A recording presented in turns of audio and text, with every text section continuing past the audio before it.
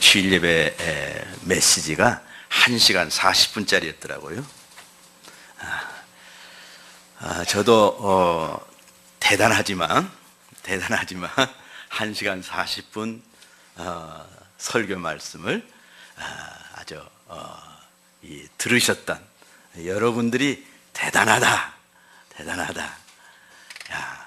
그런 마음을 갖습니다. 병원에 오는 어떤 환자분인데 우리 교회 홈페이지에 들어와서 제 주일 메시지를 이렇게 듣는 분이에요. 그런데 지난주 그 1시간 40분짜리를 10번을 들으셨다고 해요. 10번을 들으셨다고 그래요.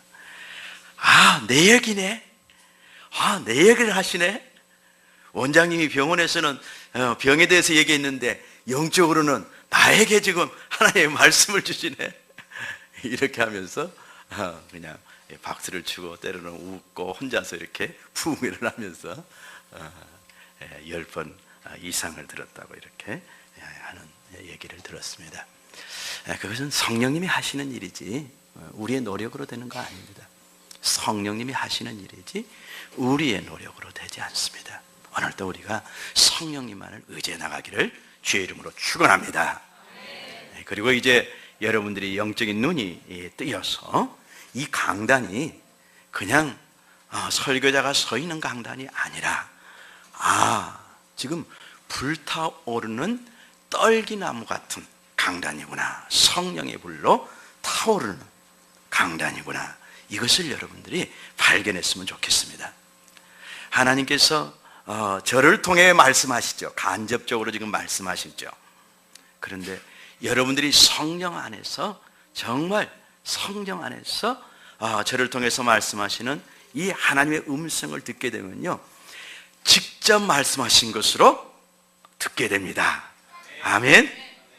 제가 모세야 모세야 하는 그 제목으로 부흥성의 말씀들을 정리해 놓은 것처럼 직접 화법으로 하나님이 마치 그 떨기나무 가운데 임재해서 불타오르는 떨기나무 가운데서 모세에게 한마디 한마디씩 이렇게 하시는 것처럼 여러분들에게 직접 화법으로 말씀하시는 그 말씀으로 와닿을 겁니다.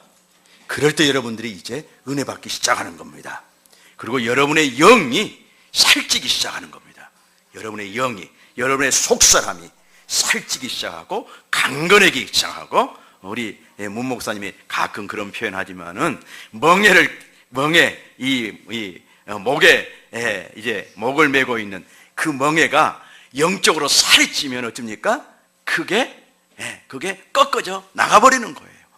우리의 육을 묶고 마음을 묶고 있는 그런 것들이 우리 속사람이 강건해지면서 살찌고 강건해지면 그 속사람이 내 마음을 지배하고 그 속사람이 내 육을 지배하고 내 삶을 지배하면서 나를 결박되었던 흉악의 결박들이 다 불탄 이 삼나무같이 그냥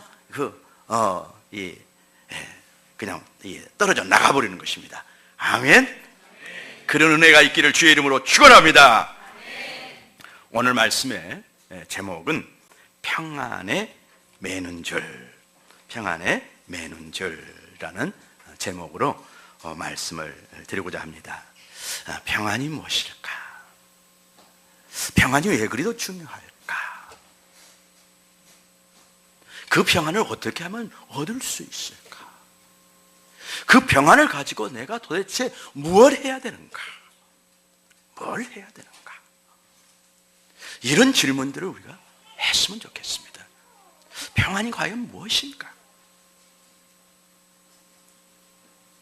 평안이 왜 그렇게 중요한가?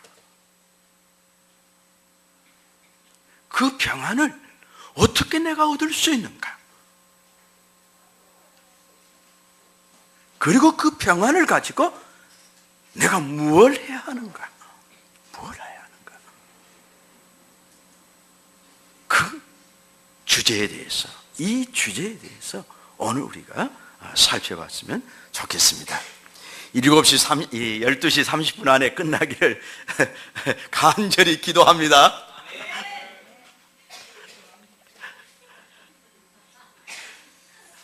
아멘.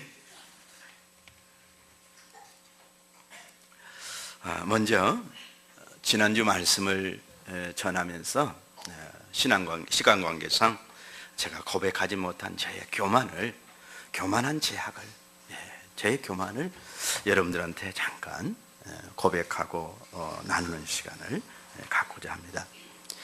저에게 하나의 고질적인 그 교만병이 있는데 그게 인격적인 교만입니다. 인격적인 교만입니다. 정말 내가 인격적인 사람이다. 내가 인격적인 사람이다. 내가 인격적으로 존중받을 만한 사람이다. 그래서 인격적인 삶을 살려고 몹시 노력했고 또 과거에 여러분들이 그런 저의 인격적인 부분을 정말 존중해주고 따라주는 것에 대해서 자부심을 가졌던, 큰 자부심을 가졌던 그런 자였습니다. 그런데 이게 나중에 보니까 교만이었더라고요. 제가 이것이 교만이다. 하나님이 언젠가는 나를 이 교만을 다루시겠구나 하는 것을 깨닫는 그런 사건이 있었는데, 모퉁이돌 선교회를 리더하시는 우리 이상 목사님 계십니다. 그분은 무익한 종이시죠. 항상 자신을 무익한 종이라고 소개하신 분이고 실제 무익한 종으로 사십니다. 그래서 제가 정말 존경하는 분입니다. 존경하는 분입니다. 무익한 종으로 고백할 뿐만 아니라 그걸 깨닫고 그대로 실천하신 분입니다. 실천하신 분입니다. 그분의 삶은 참 놀랍습니다. 그리고 너무도 큰 일을 합니다. 북한 선교를 위해서. 그리고 정말 이 지하에서 이 숨어서 이렇게 이 신앙생활하는 그런 성도들을, 전 세계에 있는 성도들, 이슬람권 성도들, 중국에 있는 성도들뿐만 아니라 이슬람에 있는 성도들까지도 정말 아주 잘 돕는, 완전히 헌신된, 그러면서도 북한 우리 성도들을 위해서 완전히 헌신된 그런 분입니다. 그런 분을 우리 수양회 때 몇 년 전에 초청해서 그분의 설교 말씀을 듣는 기회를 가졌습니다. 설교 말씀을 다 전하시고 우리 모두가 다 은혜를 받고 하나님께 영광을 돌렸습니다. 그럴 때 제가 그때 이제 마지막 마무리를 주면서 제가 수양에 참석한 우리 식구들에게 이런 말을 했습니다. 여러분, 저를 존경하죠? 여러분들이 저를 존경하죠? 제 자부심이 여러분들에게 내가 존경받고 있다는 그 신뢰에 제 자부심이 있었거든요. 자부심이 있었거든요. 여러분들이 저를 존경하죠? 여러분들이 존경하는 제가 정말 그분의 발바닥처럼 생각하고 존경하는 분이 우리 이상 목사님입니다. 이렇게 소개를 하고 이제 이렇게 마무리를 했습니다. 자, 우리 일어나서 기립박수를 합시다. 우리 식구들이 다 일어나서 양쪽 딱 갈라져가지고 기립박수를, 그냥 김일성 이 기립박수를 막 보냈습니다. 그때 이상 목사님의 반응이 제 마음속에 딱 걸렸습니다. 그분이 그 저의 표현을 듣고 흠칫했습니다. 아주 흠칫했습니다. 그분은 거의 다 깨어진 분이거든요. 그것이 다 깨어진 부분이에요. 그런 부분이 다 깨어진 부분이거든요. 깨어진 부분이요. 근데 제가 그런 어떤 그 인격적인 부분에서 정말 그 하나님 앞에 다루어야 할 교만 문제가 있는 것을 그분은 그냥 딱 보신 거예요. 그리고 그냥 훔칫하신 거예요. 그 모습을 성령께서 저로 하여금 딱 보게 하셨어요. 딱 보게 하셨어요. 내가 교만했구나. 그러나 주워 담을 수 없잖아요. 또 주워 담을 수 없잖아요. 이미 여러분들은 지금 제가 말이 무엇인가 아주 선명하게 이해하신 분들이 있고, 목사님 그거 얼마나 좋은 거예요. 그런 말씀 그런 상황에서 할 수 있잖아요. 그럼 이렇게도 들으는 분들도 있을 수 있을 거예요. 그러나 여러분들이 깨닫기를 바랍니다. 깨닫기를 바랍니다. 그것이 저에게 있었던 자부심과 긍지였던 그것이 하나님 앞에서는 내 의가 되는 교만이었던 것을 깨닫게 해주신 것입니다. 사람이 아무리 인격적인 어떤 그런 부분에서 단련된다 할지라도, 훈련된다 할지라도, 저는 그리스도 앞에 설 때 그것이 누더기와 같은 것을 발견합니다. 누더기와 같은 것. 거리에서 자고 먹고 하는 사람들이 입는, 거리에서 얻어먹는 사람들이 그 입는 누더기와 같은 그 의입니다. 그 누더기와 같은 것을 가지고 제가 긍지와 자부심을 느낀다고, 그리고 목을 뻣뻣이 하고 그것을 자랑스럽다고 지금 우리 이삭 목사님 앞에서, 그 선배, 대선배 목사님 앞에서 제가 그냥 방정을 좀 떤 거예요. 방정을 좀 떤 거예요.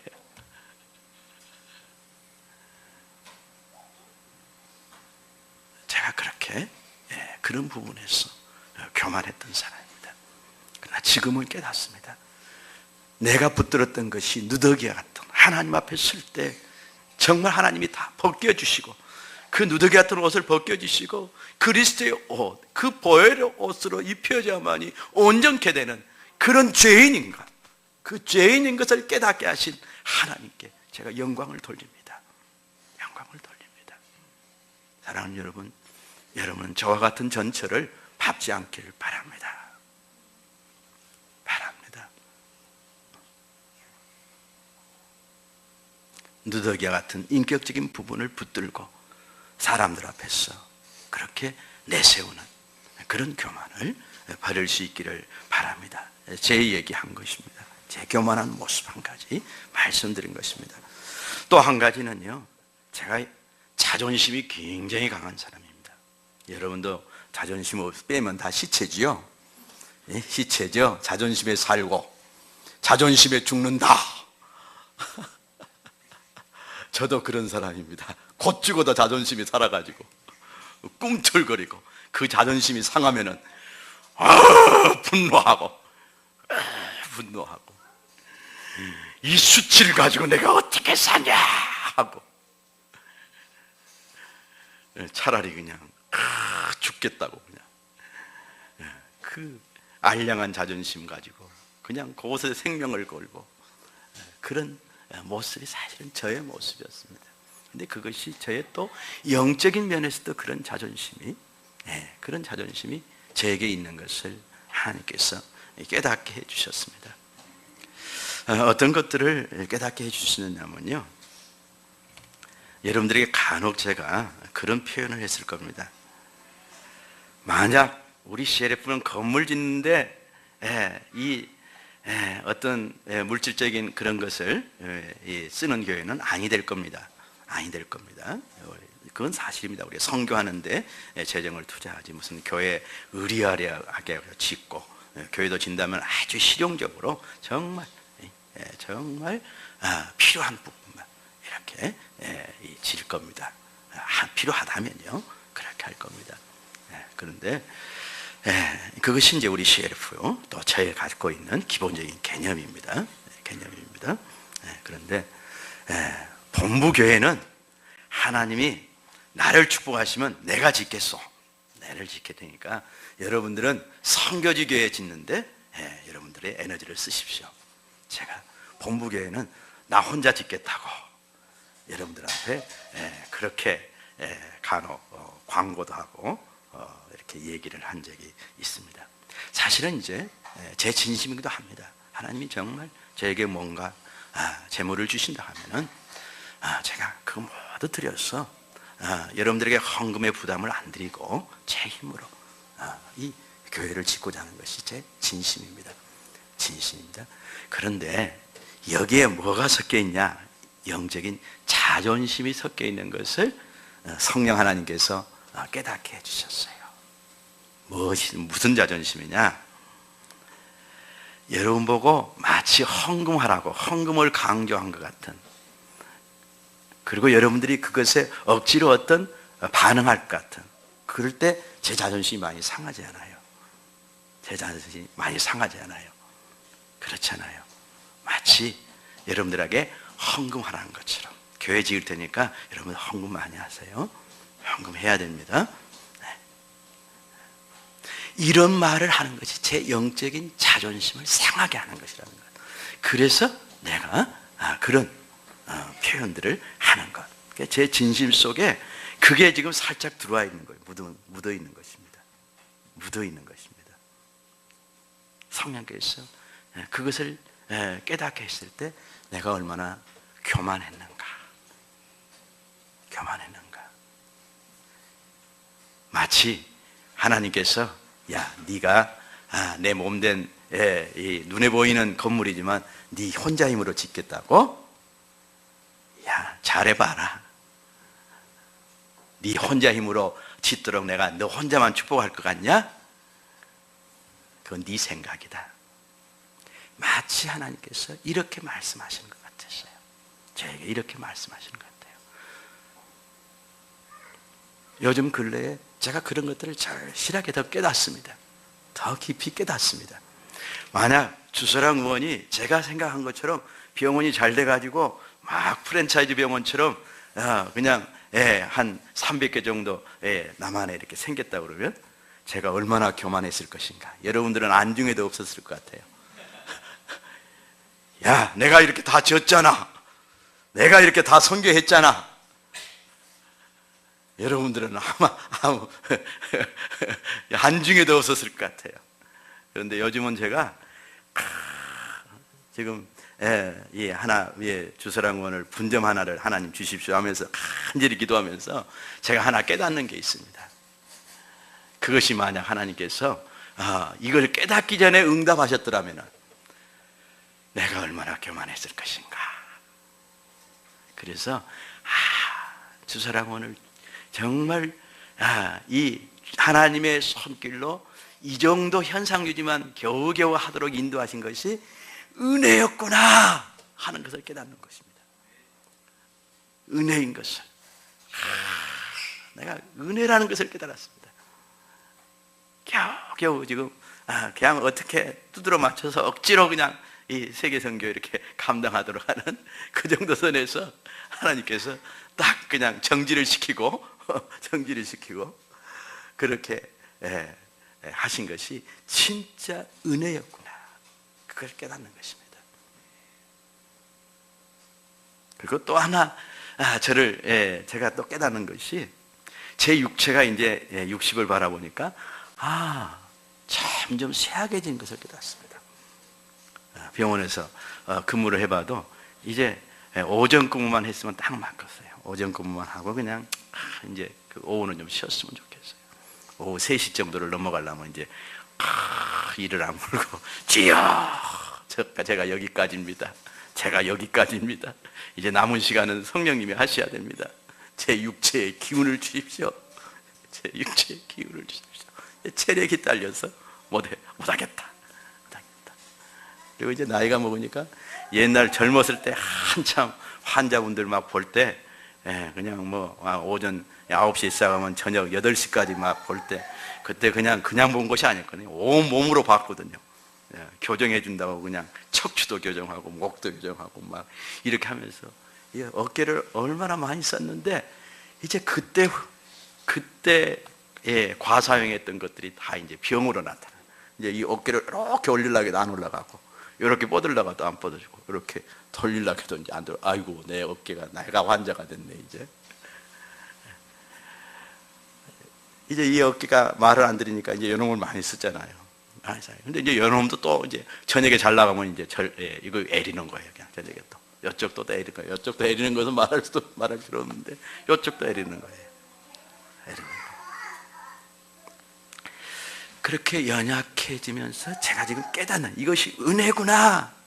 그러면서 깨닫는 것이 무엇입니까? 여러분이 필요하다. 여러분의 도움이 필요합니다.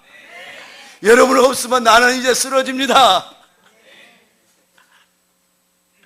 이 말을 우리 부산 가서 했더니 부산 동역자들이 얼마나 좋아하는지. 목사님 우리를 필요로 하세요? 우리 목사님이 이제 나이 좀 드셨네.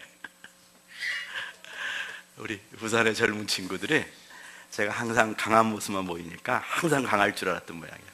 근데 제 연약한 얘기를 하니까 훨씬 더 친근하게 다가오고 좋았던 모양이에요. 좋았던 모양이에요. 근데 실제가 제가 많이 약해지는 것을 느껴요. 그러면서 깨닫게 하시는 겁니다. 여러분, 한 사람 한 사람의 동역이 얼마나 중요한가. 이제는 우리 식구들 없이는 내가 더 이상 버틸 수가 없구나. 버틸 수 없구나. 뭐 영적인 측면에서도 그렇고, 여러분의 중보기도 없으면 이 주일 예배 감당하는 것도 제 힘으로는 안 되구나. 이제는 안 되구나. 이걸 깨닫는 겁니다. 그래서 나이가 먹으니까 내가 철든다, 사람이 좀 된다, 그걸 제가 깨닫는 것입니다. 그래서 제가 인격적인 그런 교만, 또 영적인 어떤 자존심을 내어서는 교만이 얼마나 제 안에 깊이 자리 잡고 있는가, 이것을 회개하는 기회가 되었습니다. 이러한 저의 자존심 때문에 또는 어떤 인격적인 교만 때문에 여러분들에게 혹시 상처가 되었던 그런 분들이 있으면 정말 제가 이 시간 온 마음으로 용서를 구합니다. 용서를 구합니다. 용서해 주세요. 용서해 주십시오.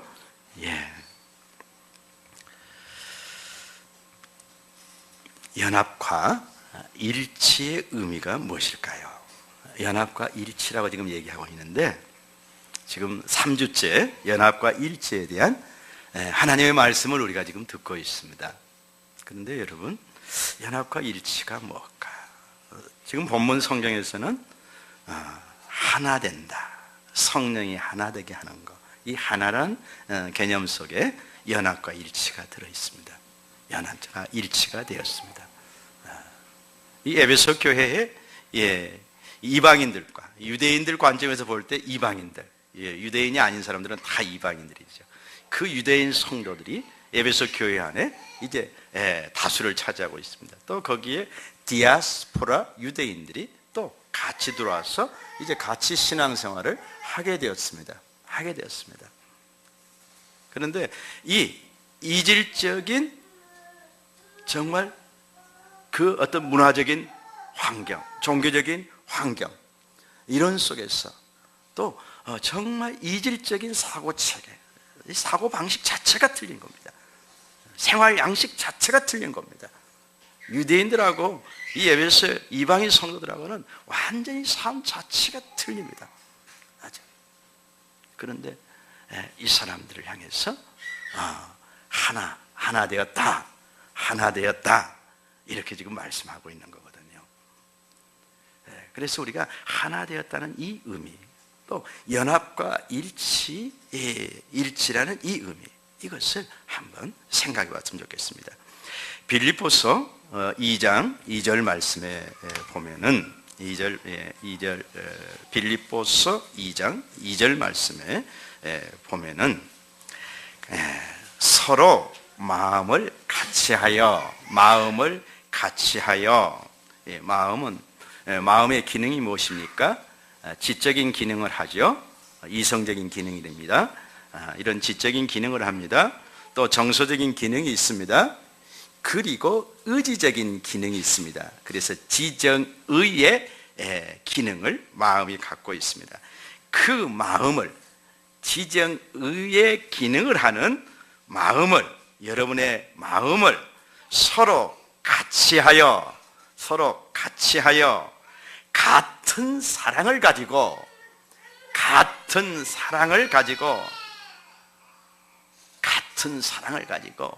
이 같은 사랑이 뭐겠습니까?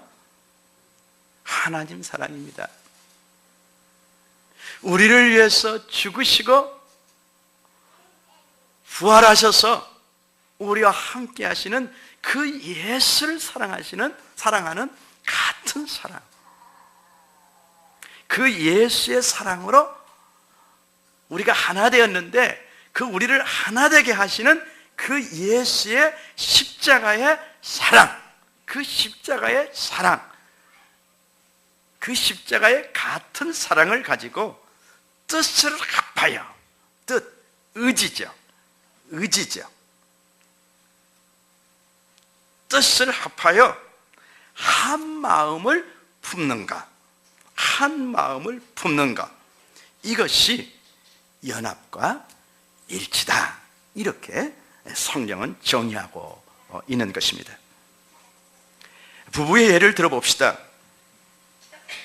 부부가 연합하고 일치되었다는 것을 우리가 어떻게 알 수 있을까요? 어떻게 알 수 있을까요? 바로 서로의 마음을 같이 한다. 서로의 마음을 같이 한다. 생각이 통하는 겁니다. 생각이 통하는 것. 여러분, 생각이 안 통하면 얼마나 답답합니까? 얼마나 답답합니까? 타인처럼 느껴져요. 생각이 안 통하면 타인처럼 느껴져요. 근데 그 생각이 통하는 것입니다. 그리고 감정이 통하는 것입니다. 감정이 통하는 것입니다. 제가 방금 여러분의 동역이 이제 CLF의 부흥을 위해서, CLF 교회 선교를 위해서 여러분의 동역이 필요합니다 했을 때 우리 무 목사님이 얼굴이 환해지면서 아멘, 예, 그렇습니다. 소리는 안 냈지만 그렇게 지금 감정이 소통이 되고 돼 있거든요. 소통이 됐거든요. 정말 그래요. 생각이 통하고 감정이 통했거든요. 아마 여러분이 다 그랬을 거예요. 여러분들이 그랬을 거예요.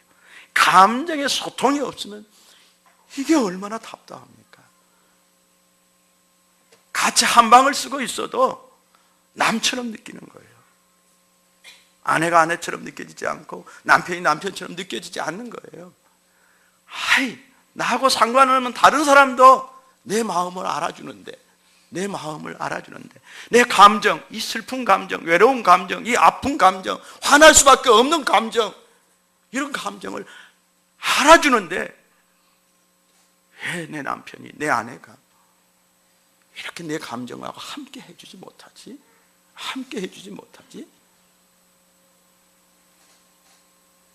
너무 답답하고 너무 힘들고 너무 외롭고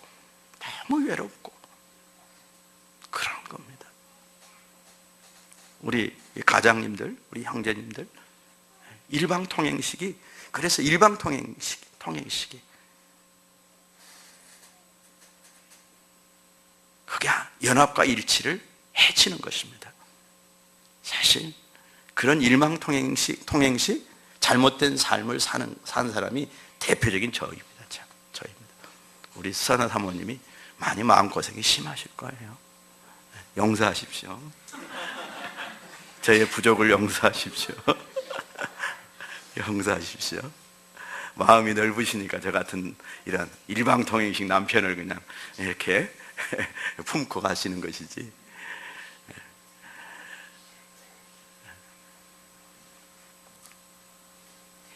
감정이 통해야 됩니다. 감정이 통해야 됩니다. 그래야 연합과 일치가 된 느낌을 갖는 거예요. 느낌이 얼마나 중요하잖아요. 요즘 시대의 어떤 큰 흐름 중에 하나가 소통이잖아요. 우리 소통합시다. 너무나 사방한 것이 다 막혀 있으니까 이제 그걸 그렇게 사람들이 갈망하는 것이죠. 특히 젊은 세대들이 그걸 갈망하는 것이죠. 그리고 뜻을 같이 이렇게 세우고, 그래서 그 뜻을 향해서 마음을 합쳐서 정말 주님을 향한 그 같은 사랑을 가지고 그 뜻을 향해서 같이 노력하면서 나가는, 이것이 연합과 일치입니다. 그럴 때 부부관계가 너무 행복한 것입니다. 그 가정이 너무 튼튼하게 서 있는 것입니다. 그리고 그 속에서 자녀들도 너무 행복하고 좋은 것입니다. 여러분, 경제적인 능력이 있어야, 또 사회적으로 무슨 어떤 지위가 있어야 자녀들한테 존경받는다고요? 그것은 여러분들 자녀들에게 물어보세요. 돈 가지고 여러분 자녀들한테 존경 못 받습니다. 사회적인 지위 가지고 자녀들한테 존경받을 수 있습니까? 존경 못 받습니다. 근데 어쩔 때 존경받습니까? 소통할 때.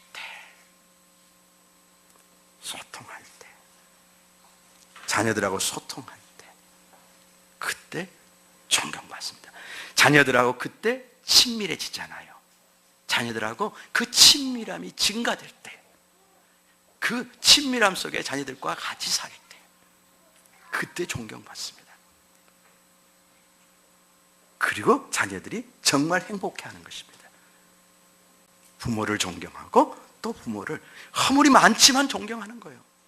다 품는 거예요. 내 아버지잖아, 내 어머니잖아.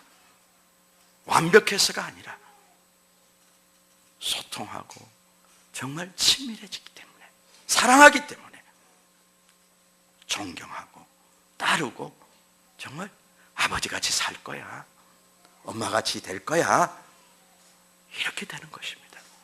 이렇게 되는 것입니다. 사랑하는 여러분, 연합과 일치의 의미, 빌립보서 2장 2절 말씀 깊이 더 묵상해 보십시오. 나에게 이 말씀은 무슨 의미가 있나? 한 주간 동안 깊이 여러분 각각의, 여러분의 개개인의 차원에서 나에게 이 말씀은 무슨 의미가 있나? 우리 부부관계는 어쩌나? 우리 가정의 부모와 자녀들과의 관계는 어쩌나? 이 말씀을 통해서 한번 조명해 보는 것입니다. 조명해 보는 것입니다. 그러면서 같이 노력해 보는 것입니다. 같이 노력해 보는 것입니다. 이것이 하나님의 말씀대로 우리가 사는 것입니다. 말씀대로 사는 것입니다. 오늘 말씀은, 그리고 지금 연합과 일치에 대해서 하나님께서 주시는 이 말씀은요, 우리의 정체성을 교회 공동체 속에서 세워가는 것입니다. 우리 손성현 목사님의 부흥성회에 선포된 그 말씀들은요, 하나님 앞에서 나의 정체성을 세워주는 말씀들이었습니다. 그러나 지금 저를 통해서 3주째 지금 말씀하고 있는 연합과 일치라는 주제의 이 말씀은 여러분이 공동체 속에서, 가정이라는 공동체 속에서 나는 누구인가? 직장이라는 공동체 속에서 나는 누구인가? 교회라는 공동체 속에서 나는 누구인가? 우리 여전도회가 지금 창립이 되었는데, 여전도회가 우리 교회 공동체 속에서 어떤 정체성을 가져야 되는가? 그리고 더 광범위하게 말하면 이 대한민국이라는 민족 공동체 속에서, 이 나라 공동체 속에서 나라는 존재는 누구인가? 누구인가? 이 질문을 하는 것입니다. 이 질문을 하는 것입니다. 여기에 대한 답을 우리가 분명히 할 때 내 정체성이 드러나게 되는 것입니다. 오늘 우리 대표 기도하는 우리 정 집사님께서 사건 사고 때문에 정말 허망하게 생명을 잃어버린 그 안타까움을 기도 가운데서 하나님께 올려드렸는데, 그것은 이 민족 공동체 속에서 내가 누구인가? 대한민국이라는 이 나라 공동체 속에서 나는 누구인가? 그 정체성을 인식할 때 이렇게 나라를 위해서 기도할 수 있고, 또 어려움을 당한 우리 같은 공동체의 일원들을 위해서 우리가 기도할 수 있는 것입니다. 기도할 수 있는 것입니다. 그래서 여러분들, 바로 나는 오늘 우리 주제를 조금 좀 줄여서 두 가지 주제로 한번 생각해 봅시다. 다 이제 나머지는 그것만 해답을 얻으면 다 풀리는 것이니까요. 풀리는 것이니까요. 가족 공동체 속에서 나는 누구인가 하는 것, 그리고 교회 공동체 속에서 나는 누구인가 하는 것. 이 질문을 우리 자신들에게 던지면서 오늘 말씀을 들었으면 좋겠습니다. 저는 지난주 말씀을 통해서 우리 교회를, 또는 우리 가정을 연합과 일치로 나가게 하는 첫 번째 원리가 무엇인지에 대해서 다는 설명을 못했지만 아주 중요한 부분, 바로 겸손에 대해서 말씀드렸습니다. 이 겸손이 연합과 일치를 시키는 데 있어서 얼마나 중요한가.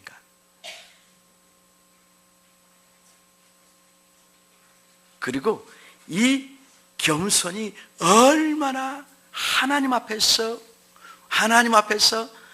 하나님께서 우리를 축복하시는 통로가 되는가, 축복의 통로가 되는가에 대해서 말씀을 드렸습니다. 겸손이 얼마나 중요한지도 우리가 배웠습니다. 첫 번째 원리가 바로 모든 겸손과 온유를 가지고 오래 참음을 가지고 사랑 가운데서 서로 용납하는 것. 우리가 연합과 일치로 가려면 서로를 용납해야 되는데 사실 서로 용납한다는 것은요, 연약함과 실수나 허물 이런 것만을 있는 그대로 받아들이는 것이 아니에요. 사실은 막 불만을 품고 대적하는 사람들도 있어요. 불만을 품고 대적하는 사람들도 그들의 그러한 모습을 그대로, 있는 모습 그대로 수용하고 사랑으로 품는 것을 용납이라고 그런 겁니다. 성경적인 개념은. 골로새서에는요, 골로새서 3장에 보면요, 3장에 보면은 불만이 있는 자일지라도 너희가 용납하라. 불만을 가지고 있어요. 막 불평불만을 가지고 있습니다. 그런데 그런 자들도 용납하라. 그런 사람의 대표적인 예가 누굽니까? 모세입니다. 모세가 누구입니까? 얼마나 위대한 지도자입니까? 하나님의 기름 부으심이 얼마나 강합니까? 그의 영적인 권위가 얼마나 추상 같습니까? 그런데 그는 그의 권위를 사용하지 않습니다. 그런 권위를 사용하지 않고 그에게 돌을 던지는 사람들 앞에서도 그냥 돌 던져라 하고 하나님 앞에서 엎드립니다.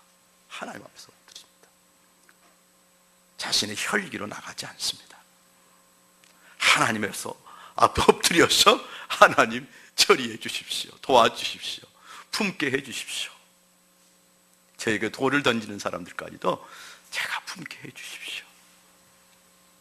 이게 모세입니다. 모세입니다. 그래서 그가 그 노예 백성이, 노예 근성이 찌들 대로 찢어서 맨 남의 탓만 하고 지도자 탓만 하고 살아가는 그 이스라엘 백성을 그 가나안에 들어가기 직전까지 거기까지 인도해 온 것입니다. 모세의 그 용납하는 사랑이 그 전체를 다 보듬고 거기까지 오는 것입니다. 하나님께서 얼마나 진노하셨으면 모세 한 사람으로 다시 민족을 만드시겠다고 그러시겠어요.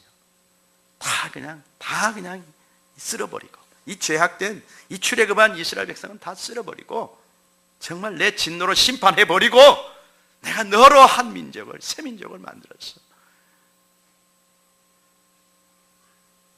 내가 젖과 꿀이 흐르는 땅을 주겠다. 이렇게 하나님 말씀하신다. 하나님 안 됩니다. 하나님의 영광을 위해서 그리 하시면 안 됩니다. 하나님 용서해 주세요. 이것이 모세입니다. 그래서 용납이라는 것을 우리가 이해할 때 모세의 성품 속에서 그 용납을 잘 이해할 수 있습니다. 용납을 잘 이해할 수 있습니다.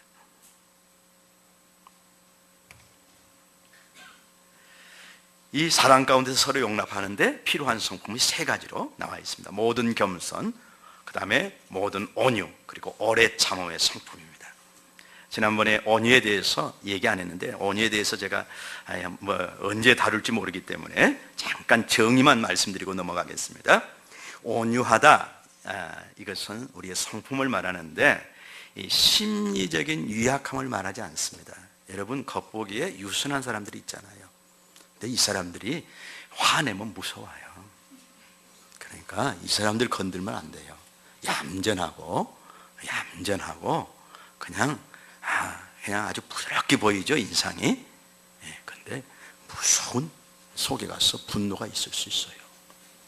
심리적으로 유약해 보이는 사람들은 두려워서 자꾸 이렇게 두려워서 이렇게 약한 모습으로 보이거든요. 그 두려운 내면 때문에 그렇거든요. 이게 온유가 아닙니다. 온유란 얘기는 내면적인 강건함에서 나오는 겁니다. 내면적인 강건함. 우리 그리스도인들에게는 이 속사람의 강건함에서 나옵니다. 속사람의 강건함. 그리고 심리적인 강건함에서 나옵니다. 그 속사람의 강건함 위에 세워진 심리적인 강건함, 심리적인 그런 강건함에서 나오는 것입니다. 그 내면으로는 강하지만 그 강함을 가지고 있지만 그 강함을 절제함으로써 겉으로는 어떻게 나타납니까? 부드럽고 따뜻한 성품으로 나타나는 것을 온유라고 그럽니다. 온유라고 그럽니다. 여러분 모두가 이런 온유를 가지시기를 주의 이름으로 축원합니다. 온유한 남편이 되십시오. 온유한 아내가 되십시오. 온유한 사람들이 되십시오. 오래 참음의 정의는요, 분노를 자제할 수 있는 성품을 말합니다. 막 화가 막 끓어오릅니다. 어떤 불이한 어떤 상황을 봤을 때 막 화가 막 끓어오를 수 있습니다. 또 어떤 부당한 일, 억울한 일을 당했을 때 속에서 막 분노가 막 솟아오릅니다. 그런데 오래 참음의 성품을 가진 사람들은요, 그것을 자제할 수 있는 절제력이 있습니다. 그래서 분노를 자제할 수 있는 사랑의 성품, 고린도전서 13장에 나온 그 사랑의 정의 속에 들어있는 오래 참음. 그 오래 참음은 사랑의 성품입니다. 사랑의 성품, 사랑으로 악을 이기기까지 끝까지 하나님처럼 우리가 당신의 사랑에 감동해서 우리가 당신의 사랑 앞으로 나오기까지 길이 참으시는 그 성품, 이게 오래 참음의 정의입니다. 성경적인 오래 참음의 정의입니다.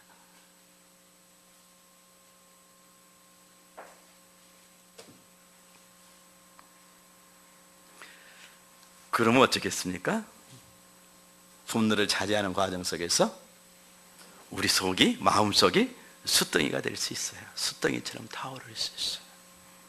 숯덩이가 되어버릴 수 있어요. 어떤 내적 치유 과정에서 어떤 이 경험들을 보면은요, 성령께서 숯덩이가 되어버린 그 마음을 보여주세요. 숯덩이가 되어버린, 숯같이 다 타버린 분노 때문에. 그래서 정말 그 고통을 견뎌낸 그런 사람들의 마음을 보여주시고 치료하시는 그런 경험들을 이렇게 보게 됩니다. 그래서 영어 성경에는 long suffering이라는 것이 고통한다. 오랫동안 고통을 갖고 있는가, 분노를 표출하지 못함으로써 오랫동안 고통을 가지고 있는가, 아픔을 오랫동안 길이 정말 선으로 악을 이기까지, 사랑으로 악을 이기까지 오랫동안 갖고 있는가, 이렇게 영어 성경에 이 번역한 성경들이 있습니다. 사랑하는 여러분, 사랑하기 때문에 분노 감정을 자제할 수 있는 그런 오래 참음의 성품을 가지시기를 주의 이름으로 축원합니다. 이 세 가지 성품이 있을 때 우리가 사랑 가운데서 허물과 실수투성인 우리 가족들, 우리 교회 성도들을 품을 수 있는 거예요. 교회는 천태만상의 사람들이 옵니다. 그리고 처음 이제 들어오신 분들은 세상의 그 육적인 모습으로 살아온 모습, 변화되진 모습은 세상 사람과 똑같아요. 예수 믿었다는 거, 이제 영접했다는 거, 이거 영적으로 보지 않으면요, 예수 그리스도의 피로 저 사람의 속 사람이 거듭났구나, 아름답게 변했구나, 이것을 보지 못하면요, 육은 또 성품은 그냥 그 세상에서 산 그 모습 그대로입니다. 그러니까 다투고 싸우고 분열시키고 시기하고 질투하고 그 죄악된 성품이 그대로 살아있는 것입니다. 그런데 그런 사람들이 교회 공동체 속에 들어와서 이제 변해가는 것이죠. 이런 성품을 변해가는 것이지요. 그래서 어떤 면에서는 교회는 이런 갈등과 아픔이 그냥 용광로처럼 끓어오르는 그런 곳이다. 이렇게 우리가 이해를 해야 합니다. 아멘. 그래서 그런 것들을 그대로 우리가 용납하면서 이 세 가지 성품으로 감당할 때 연합과 일치가 이루어지는 것입니다. 아멘. 오늘은 이제 두 번째 원리, 편안에 매는 줄로 성령이 하나 되게 하신 것을 힘써 지키라. 여기서 우리가 이 두 부분, 이 말씀 속에 이 두 부분을 굉장히 중요시 여겨야 된다. 평안에 매는 줄, 이 의미가 무엇일까? 그리고 힘써 지키라. 연합과 일치를 위해서, 또 연합과 일치가 된 공동체를 위해서 이 힘써 지키라는 이 의미가 무엇일까? 이것을 우리가 생각해 봐야 합니다. 먼저 우리가 평안의 정의에 대해서 한번 살펴봤으면 좋겠습니다. 평안의 정의. 평안의 정의는 과연 무엇일까? 평안에는요, 수직적인 평안과 수평적인 평안, 이 두 가지 개념이 있습니다. 수직적인 평안은요,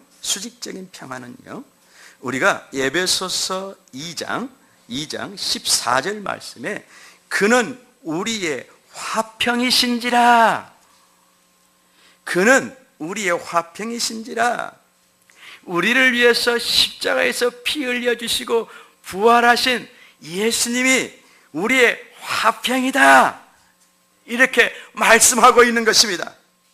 이 말씀의 의미는 바로 무엇이냐? 예수님이 화목제물이 되셨어. 하나님과 우리 사이를 화평케 하신 그 수직적인 화평을 의미하고 있는 것을 말할 수가 있는 것입니다. 우리는요, 하나님 앞에 원수된 자였습니다. 하나님이 길이 참으시지 않으면요, 당장에 심판받고 지옥으로 떨어질 그런 진노의 자식들이었습니다. 진노의 자식들이었습니다. 그런데 그 진노의 자식들을 위하여 하나님께서 당신의 아들을 이 땅에 보내셔서 우리의 그 하나님의 진노를 살 수밖에 없는 죄를 그분에게 다 전가시켜서 피 흘려 죽게 하시고, 이를 믿는 자마다 죄를 다 사면하여 주시고 죄가 없는 자처럼 우리를 다시 대해 주시는 것입니다. 우리를 대해 주시는 것입니다. 이렇게 해서 하나님과 우리 사이에 화목이 이루어지는 것입니다. 그래서 예수님을 화목제물이다, 하나님과 나 사이를 화목케 하신 화목제물이다, 제물이다. 예수님의 십자가의 희생을 통해서 우리는 하나님과 화평을 이루게 되었습니다. 이게 수직적인 화평입니다. 두 번째는요, 수평적인 화평이 있습니다. 15절에 보면, 에베소서 2장 15절에 보면은, 이는 이 둘로 자기 안에서, 후반절 말씀을 보십시오. 이는 이 둘로 자기 안에서 한 세 사람을 지어 화평하게 하시고, 그랬습니다. 한 세 사람, 예수 그리스도를 믿는 새 사람들을 하나님이 창조하신 것입니다. 예수를 우리가 믿을 때 새 사람으로 창조되어서 이제 어찌입니까? 그 예수를 믿는 수많은 하나님의 백성과 화평하게 되는 것입니다.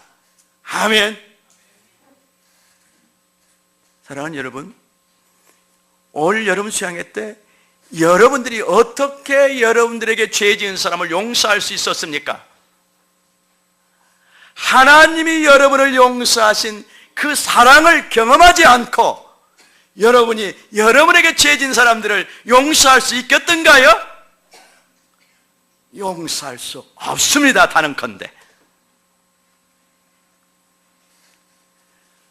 우리가 우리에게 죄진 자를 용서할 때 우리가 하나가 될 수 있잖아요. 화평할 수 있잖아요. 연합하고 하나됨으로 그 하나되는 일치의 세계로 나갈 수 있지 않습니까? 그럴 때 용서가 얼마나 중요합니까? 근데 그 용서가 바로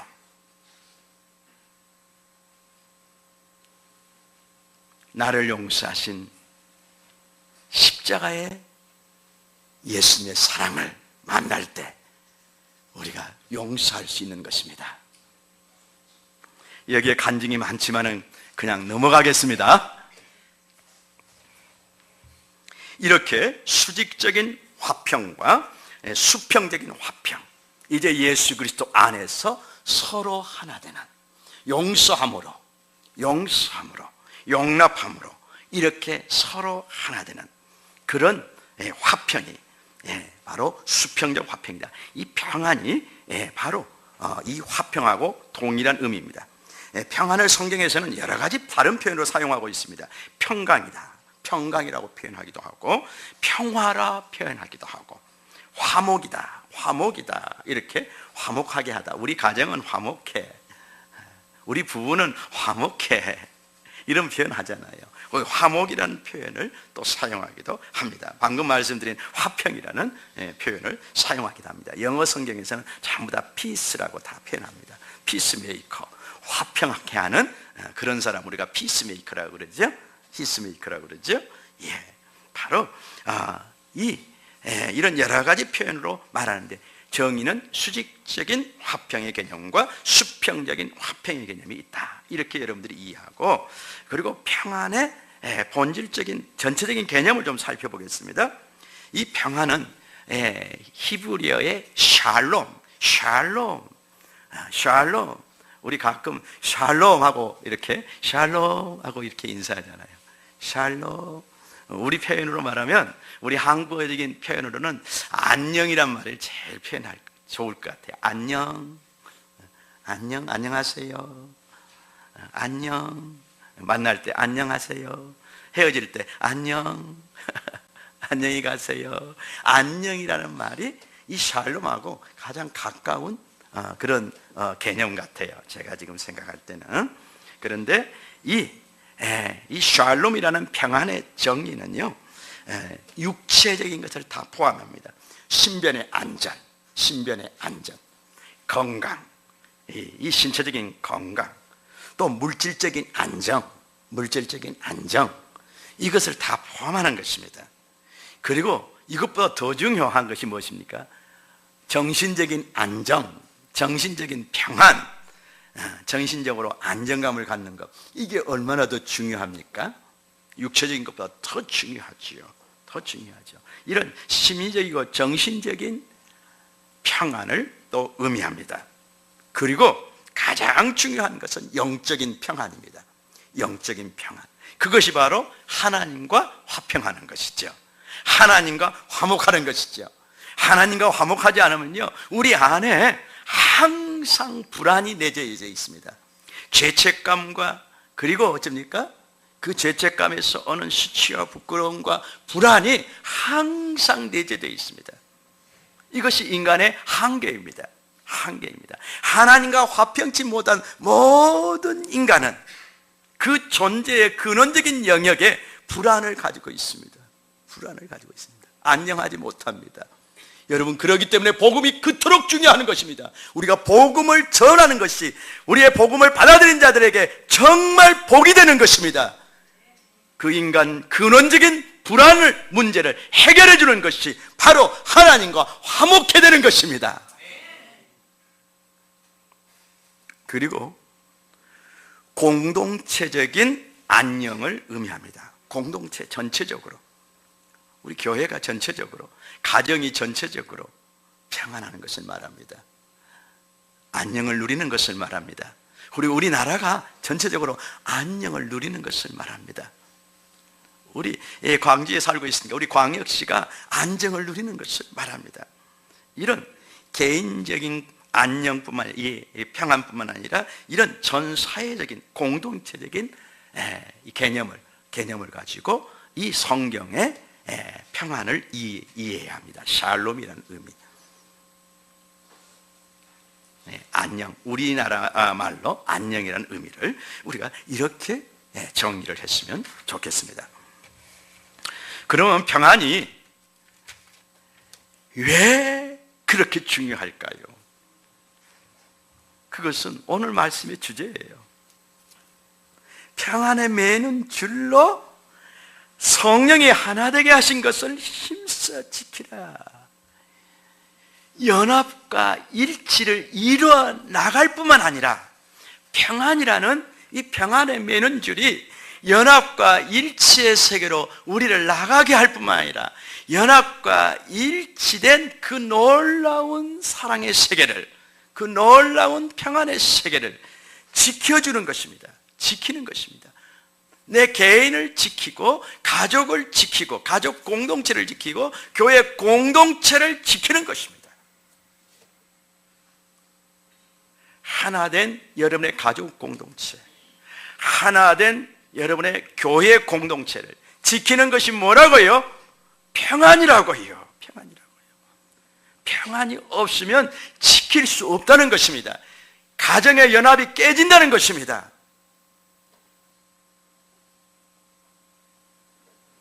교회의 연합이 깨진다는 것입니다. 사회적인 연합이 깨진다는 것입니다. 그 연합이 깨졌을 때 나타나는 것은 너무나 무서운 결과들입니다. 한 국가와 한 국가가 싸울 때요, 가장 무서운 것이 무엇일까요? 내부적인 분열입니다. 내부적인 분열입니다. 밖에서 쳐들어오는 적군이 더 무서운 것이 아니라 내부적인 분열이 더 무서운 것입니다. 내부적으로 분열되어 있으면 적에게 삼켜버리는 것입니다. 정복당해버린 것입니다. 점령당해버린 것입니다. 우리는 그리스도인들이기 때문에 영적인 전쟁 가운데 있는 사람들입니다.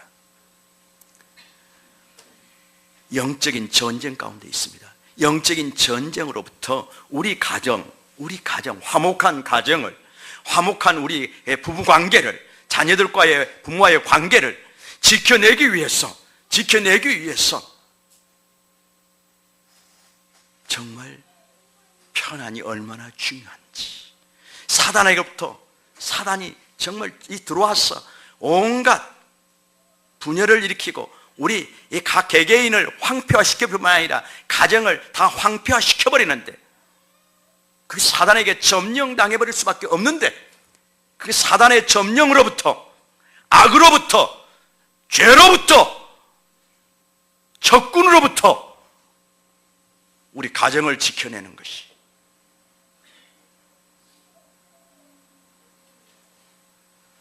바로 평안인 것입니다. 그 평안으로 연합과 일치를 유지시키지 못할 때 우리는 적에게 먹혀버리는 것입니다. 죄에게 먹혀버리는 것입니다. 원수에게 먹혀버리는 것입니다.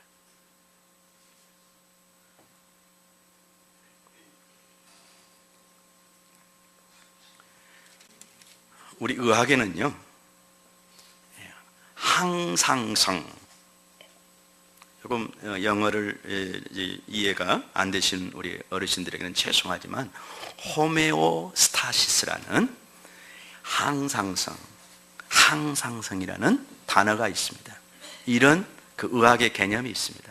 우리 신체는요, 가장 최적의 상태를 항상 유지하려고 하는 힘이 있습니다.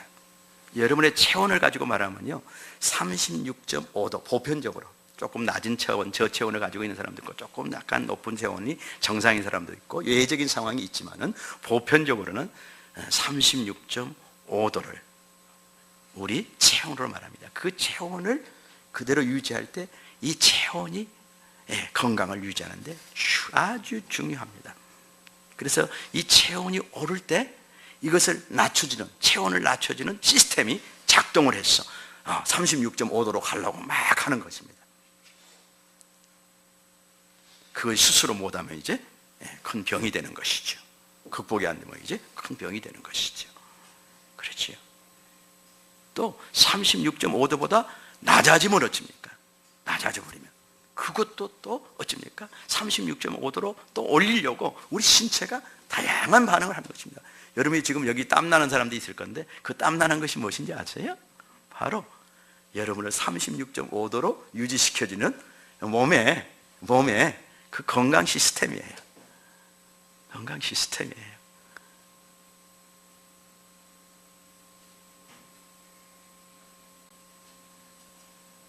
이 균형을 이루어주는 그게 얼마나 건강에 중요한지, 그게 우리 건강에 얼마나 중요한지, 이것이 깨져버리면 우리가 질병이 아픈 겁니다. 아파버린 것입니다. 우리가 아파버리는 것입니다. 그 괴로움이 얼마나 큽니까? 그러면 나 한 사람 아픈 것으로 끝날까요? 남편이 아프면 가정 전체가 영향을 받습니다. 아내가 영향을 받고 자녀들이 영향을 다 받습니다. 만약 이제 남편으로서 역할을 못한다 할 때, 가장의 역할을 못한다 할 때는 얼마나 그 어려움이 큰지 모릅니다. 얼마나 그 어려움이 큰지 모릅니다. 가정의 균형이 깨집니다. 가정의 균형이 깨집니다. 아내가 아파도 온 가족이 다 영향을 받습니다. 유기체이기 때문에, 유기체이기 때문에, 남남이 아니기 때문에, 혈연으로, 사랑으로, 공동체적인 어떤 그런 관계 속에서 다 유기체적으로 연결되어 있기 때문에 가족 구성원 중에서 누구 한 사람이 질병에 이렇게 이제 이 건강의 균형이 깨져서 질병을 앓게 되면 모두가 영향을 받는 것입니다. 그리고 이제 그 영향이 커지면 경제적인 문제도 발생할 수 있고 여러 가지 문제들이 발생할 수 있는 것입니다. 우리를 불행하게 만드는 여러 가지 문제들이 우리의 삶 속에 들어오게 되는 것입니다. 한 사례를, 제가 경험한 한 사례를 말씀드리고자 합니다. 한 가정에 관한, 우리 가족 공동체적인 개념에서 이해하면 좋겠습니다. 어떤 피해망상에 시달리는 가장이 있습니다. 아내가 자기를 죽이려고 한다고 생각해요. 그런 피해망상이 있습니다. 그래서 자기 문을, 아내하고 딴방을 쓰면서 자기 문을 항상 열쇠로 채워놓고 다닙니다. 그리고 증상이 심할 때는요, 자기 옷을 빨아봅니다. 옷을 빨아서 시커먼 물이 나오잖아요. 그런데 시커먼 물을 딱 이런 병에다가 담아놓습니다. 이게 독이잖아. 당신이 나 죽이려고 내 옷에다가 독 뿌려놨지? 황당하기 그지없는 말을 합니다. 황당하기 그지없는 말을 합니다. 옷을 빨아가지고 검은 물이 나오면 그 염색물이 빠질 수도 있는 거고, 오랫동안 빨래를 안 해서 정말 그 먼지물이 나온 것을 막을 수도 있는 거고, 그렇잖아요. 그것을 아내가 자신을 죽이려고, 병들게 하려고 옷에다가 독을 뿌려놨다고 생각하는 거예요. 또 어떤 하루는요 그냥 팬티만 입고 자기 이불 빨래를 하는 거예요. 옥상에다가 이불 빨래 하는 거예요. 그냥 추운 것도 모르고 막 열이 나가지고 막 이불 빨래를 하는 거예요. 이불 빨래를 하고 빨간 물이 좀 나와요. 빨간 이불 호청이 빨간 염색이 되어 있는 빨간 물이니까 빨간 물 나올 거 아니에요. 근데 그걸 또 딱 병에다 담아놔요. 담아놓고, 이거 보라고, 당신이 나 죽이려고 내 이불에다가 독 뿌려놨지. 그리고 누구보다 건강한 사람, 가족 중에서 제일 건강한 사람이 나 말라가는 것 봐. 내 몸 봐봐. 내가 지금 말라가고 있어. 당신이 내 이불에다가 독 뿌려놨고 그래. 이게 병이죠. 이 피해망상적인 병이죠. 이 정신적인 균형이 잃어버렸어. 정신적인 안녕이 아예 정신적으로 안녕하지 못한 거예요. 그런 남편을 오늘 어떻게 감당하겠어요, 이 아내가. 그리고 이제 폭언하고 아주 폭행하고, 또 너는 내가 언제든지 내가 이 100번이라도 이 칼로 내가 너를 쑤셔버릴 수 있어. 쑤셔버렸어요. 공포를 조장합니다. 너 집 나갈 생각하지 말어. 칼을 놓고, 자기 머리맡에 칼을 놓고 그렇게 합니다. 이러니 어떻게 부부관계가 유지될 수 있겠습니까? 아내가 숨기다가 이제 하도 애가 애통이 터지니까 이제 큰딸에게 하소연을 합니다. 그래서 자녀들이 이제 아버지의 그런 모습을 이제 알게 되었습니다. 그냥 자녀들도 이제 황당하죠.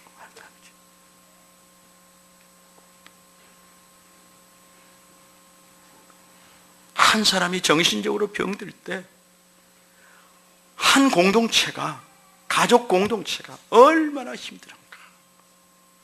얼마나 힘들은가. 그 남편은 전문가인 입장인 저의 입장에서는 그렇게 반응할 수밖에 없는 충분한 납득할 수 있는 이유가 있습니다.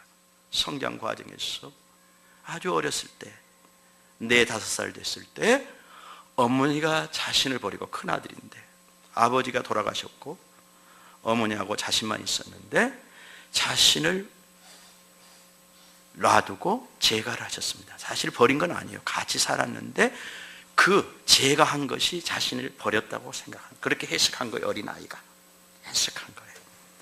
그리고 그 어머니의 버림받은 상처가 이 속에 부글부글 끓는 것입니다.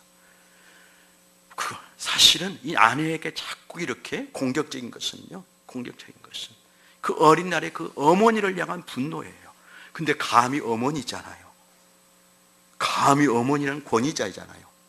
자녀 입장에서 권위잖아요. 화낼 수 없는 그런 대상이잖아요. 그렇잖아요.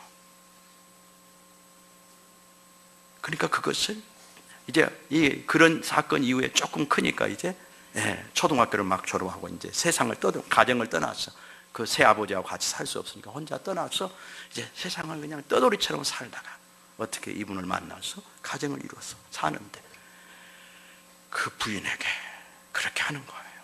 그러니까 전문가 입장에서는 그 사람을 이해하지만은 그럴 수밖에 없는 그 기가 막힌 상황을, 그 피해망상의 서로 앞에서 이렇게 병든 삶을 살 수밖에 없는 것을 이해하지만 가족 공동체는 감당할 수가 없는 것입니다. 사랑하는 여러분, 평안하지 못할 때, 정신적으로 평안하지 못할 때 얼마나 무서운 결과들이 우리 주변에서 벌어지고 있는지 우리가 알아야 되는 것입니다. 주여, 벌써 30분이 됐습니다. 여기서 마칠까요?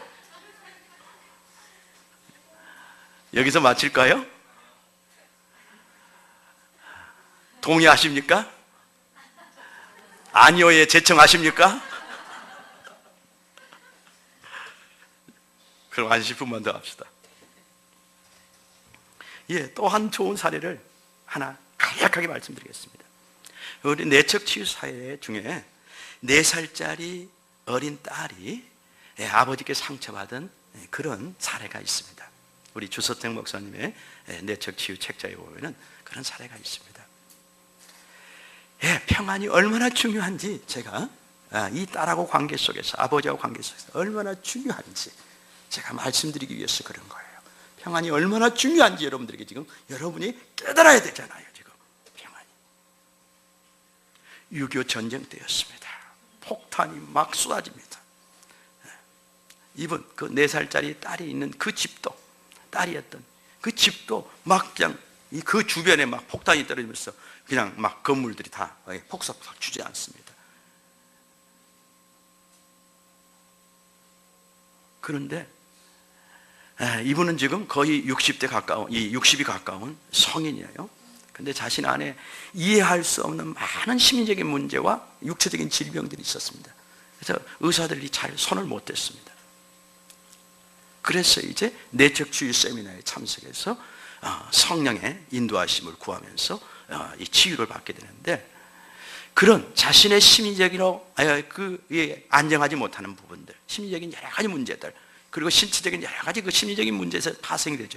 이 신체적인 문제들이, 그 문제들이 어디서 발생하는가, 그 근원적인 것을 하나님 앞에 물으면서 성령을 쫓아 나가는데, 성령께서 뭘 보여주시냐, 어떤 환상을 보여주시냐, 4살 때 아이의, 그 4살 딸, 4살 된 여자아이가 어떤 경험을 했는가 하는 것을 보여주시는 거예요. 근데 바로 그 6.25 전쟁의 상황이었습니다. 자신은 마루에 앉아 있었습니다. 그러면서 막 울고 있었습니다. 그런데 아버지가 저 대문을 향해서 자신에게 등을 돌리고 도망치는 모습을 보고 있는 것입니다. 그 여자아이가 그 아버지가, 세상에 아버지라는 사람이 그 폭탄이 막 떨어지는 그 속에서 딸을 혼자 놔두고 그 마룻바닥에, 마루에 딸이 지금 울고 있는 거 그대로 놔두고 자신만 살겠다고 지금 도망치고 있는, 등을 돌리고 도망치고 있는 그 모습을 보는 거예요. 그때 입은 상처가 그 나이 먹은 그분에게 병이 된 거예요. 4살 먹은 아이가 무엇을 알까? 아닙니다. 우리 인간에게는 직관적인 알미란 것이 있습니다. 직관적인, 이성적인, 뇌가 발달하면서 기억하는 것이 있지만, 그거하고 상관없이 태아 때부터 내가 어떤 상처를 받았는지, 그 상처를 받을 때 그 감정을 그대로 직관적으로 인식하고 있는, 기억하고 있는 그런 직관적인 영역이 있습니다. 성령께서 그 세계를 열어 보여주시는 거예요.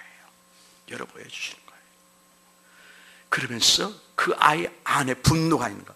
아버지가 돼가지고 어떻게 나만 혼자 놔두고 도망칠 수 있어! 하고 아이가 분노하고 있는 것입니다. 그 분노에 사로잡혔어요. 이분이 이렇게 마음이 병들고 육체가 병들었던 것입니다. 사랑하는 여러분, 무엇이 이 딸하고 아버지의 관계를 해쳤습니까? 무엇이 이 딸하고 아버지의 관계를 이렇게 분노 관계로 바꿨습니까? 아버지 안에 있는 두려움이 그랬습니다. 아버지가 두려워버리니까 딸이 눈에 보이지 않는 거예요. 울고 있는 딸이 눈에 보이지 않는 거예요. 웬만하면은 눈에 밟히지 않아요. 자살하려고 하다도 그냥 자식들이 눈에 밟혀서 자살을 못하잖아요. 그것이 모성애고 부성애잖아요. 그것이. 근데 두려움에 사로잡히니까 그게 보이지 않는 거예요. 딸이 보이지 않는 거예요.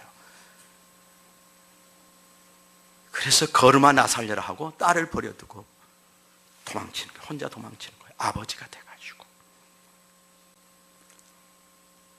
사랑하는 여러분, 그 사람을 비난하는 게 아닙니다. 저를 비난하는 겁니다. 제 안에도 그 비겁한 두려움이 있기 때문에, 제 자신 안에서도 이런 비겁한 두려움을 제가 보기 때문에, 나를 비겁하게 만드는 두려움이 제 안에도 있기 때문에 제 자신을 지금 보는 겁니다. 그리고 여러분 안에서도 이런 두려움이 있기 때문에 어떤 극한 상황에서 나만 살겠다고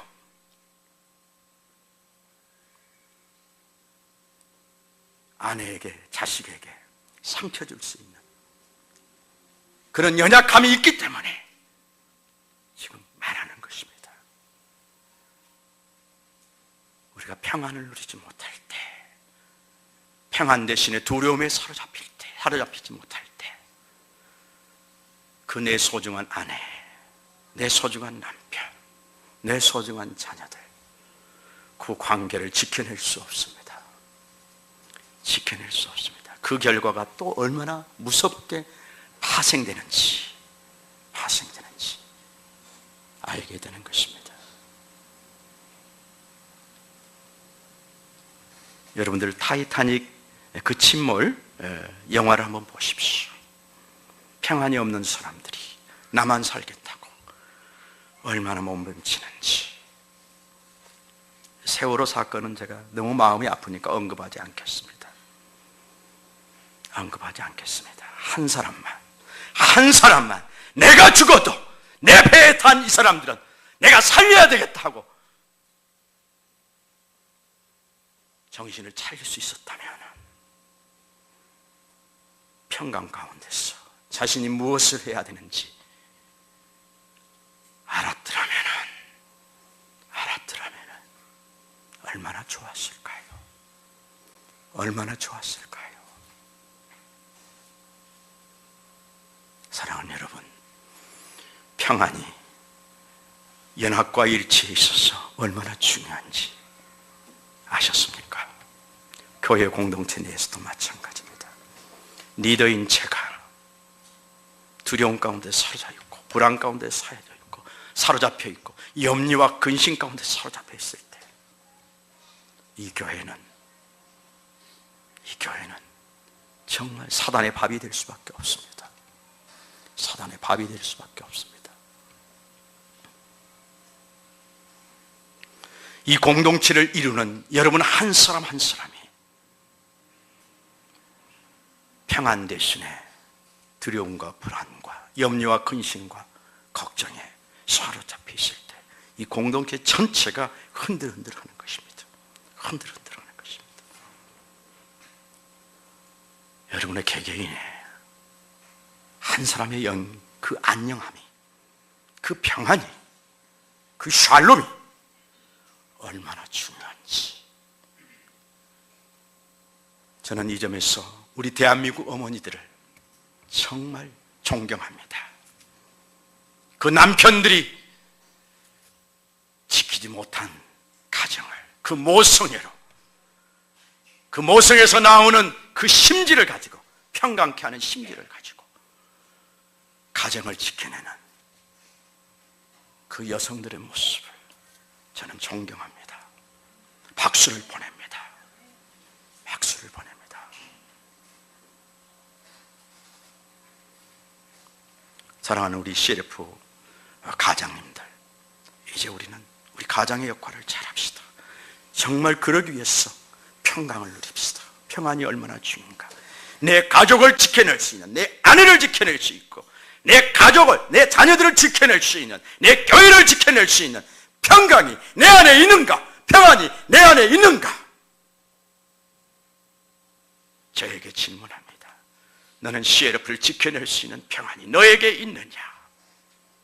저는 하나님 앞에 이 질문을 했을 때 지나온 세월 앞에서 정말 제 가슴을 칠 수밖에 없었습니다. 제 가슴을. 우리 CLF 안에 있는 모든 아픔들이 내가 내 자리에서 하나님이 주신 평강 가운데서 제대로 서 있지 못했기 때문에, 제 역할을 제대로 하지 못했기 때문에 이런 아픔들을 겪게 했구나.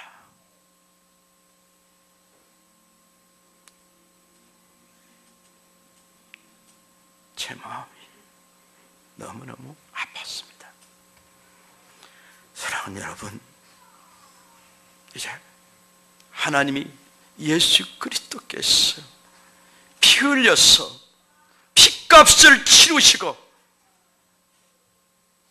몸된 교회를 이루신 우리 교회를 지킬 수 있는 평안이 얼마나 중요한가 깨닫고 이 평안을 사모합시다. 그리고 가장 작은 교회, 내 가정을 지키기 위해서 내 안에 있는 그 전인적인 평안, 가족 공동체적인 평안이 얼마나 중요한가 하는 것을 깨닫고 우리가 그 평안을 사모할 수 있기를 주의 이름으로 축원합니다. 밖에 나가서 돈 좀 조금 더 버는 거, 그거 중요하지 않습니다. 그것보다 더 중요한 것이 이 평안인 것입니다. 그러면 이 평안은 어디서 오는 것입니까? 이사야 26장 3절 말씀을 읽어드리겠습니다.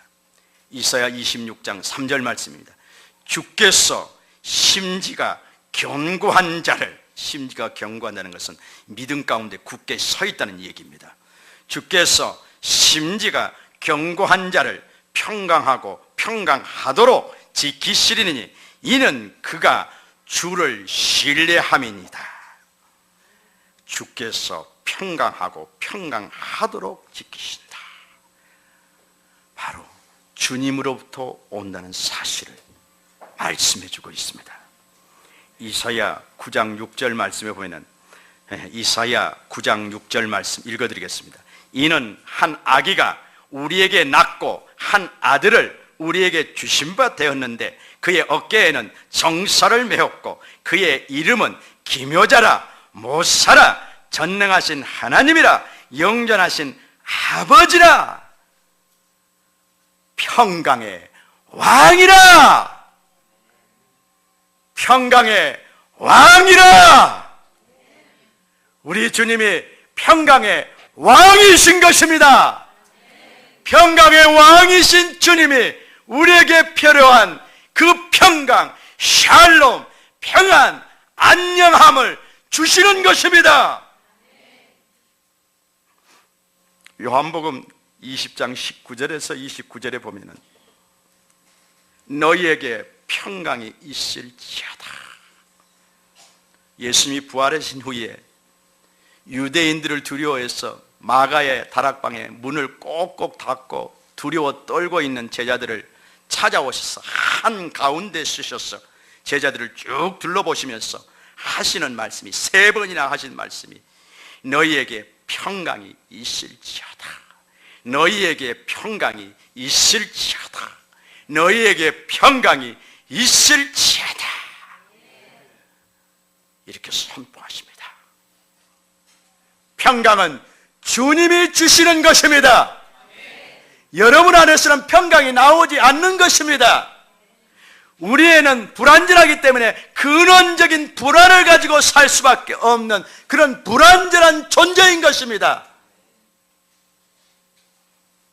내가 가장으로서 내 인간적인 힘과 지혜를 가지고 우리 가족을 평안하게 지킬 수 있어, 이렇게 호언장담하는 분이 있다 하면은 이제 깨달으시기 바랍니다. 주여, 나는 할 수 없습니다. 나는 불완전한 존재입니다. 나는 불완전한 존재입니다. 주여 도와주십시오. 우리 가정을 편안케 할 수 있는 그 평강, 전인적인 평강, 육체적인 것부터 시작해서 재정적인 부분부터 시작해서 모든 전인적인 평강, 우리 가족 공동체에 필요한 모든 평강, 이 평강을 주시옵소서. 여러분 무릎을 꿇으십시오. 기도의 자리로 나가십시오. 그러지 않고는 여러분의 사랑하는 아내조차도 자녀조차도 지킬 수 없는 것입니다. 돈이 지켜주지 않습니다. 여러분의 지혜나 능력이 지켜주지 못합니다.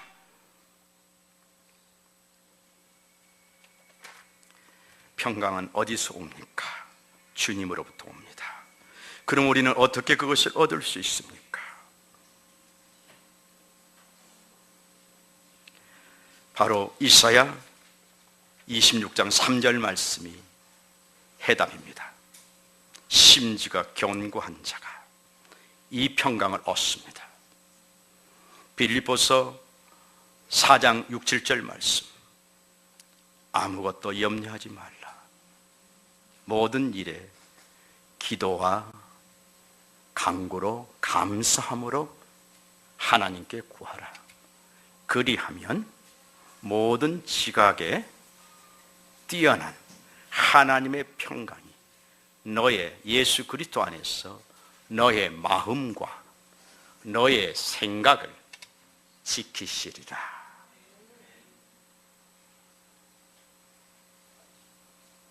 은혜의 보좌 앞에 나가는 여러분의 믿음,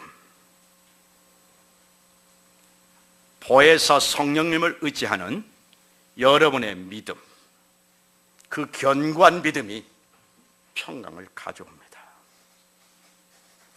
그 하나님, 그 보혜사에게 여러분들이 완전히 무릎을 꿇어드릴 때, 그분의 주권에 완전히 여러분의 무릎을 꿇어드릴 때, 그분의 그 초월적, 우리의 상황을 뛰어넘는, 초월하는 하나님의 평강으로 여러분을 지켜주시는 것입니다. 평강하고 평강하도록 지켜주시는 것입니다. 견고하게, 여러분의 믿음을 견고하게 하십시오. 말씀대로 하나님을 믿는 여러분의 믿음을 견고하게 하십시오. 여러분의 인생 버스에서, 여러분의 그 인생 버스에서 그 운전대에 성령님이 온전히 성령님의 뜻대로, 성령님의 주권대로, 성령님의 능력대로 여러분의 인생의 버스를 운전하실 수 있도록 주권을 완전히 인정해드리고 그 무릎을 꿇으십시오. 거기서 이 평안을 얻을 수 있는 것입니다. 그러면 이 평안을 가지고 우리가 어떻게 살아야 합니까? 무엇을 해야 하는 것입니까? 이것이 바로 힘써 싸우라, 힘써 싸우라는 말씀의 의미입니다. 힘써 싸우라. 성령이 하나 되게 하신 것. 여러분 부부관계, 여러분 부부되게 하신 분이 누구십니까? 여러분의 결혼을 주관하신 분이 누구십니까? 주님이시죠. 바로 여러분을 부부로 하나 되게 하신 분이 주님이십니다.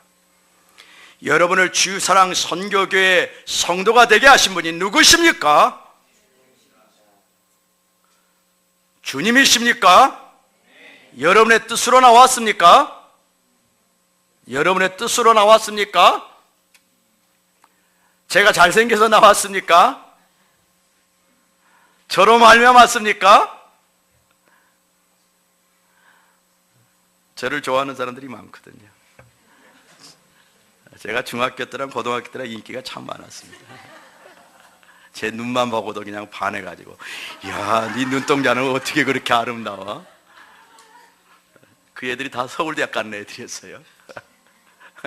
제가 서울서 저는 그 학원에서 일하면서 낮에는 일하고 저녁 이제 그 애들하고 같이 학원에서 공부를 하는 그런 세월을 한 1년 보냈는데, 중학교 졸업하고 1년 보냈는데, 거기 세일학원이라는 학원이 있었습니다. 종로에. 거기서 저는 그냥 거기 사환이에요. 거기서 일하면서 우리 어머니가 어떻게 하면 자식을 가르쳐 볼까 하고, 우리 집에서, 저희 집에 방앗간이었는데 방앗간에서 일하던 그 청년이 있었습니다. 그분이 항상 그 벽가마 위에서도 책을 읽고 하시더니 고려대학을 가셨어요. 고려대학을 졸업하시고 나서 학원을 차리셨습니다.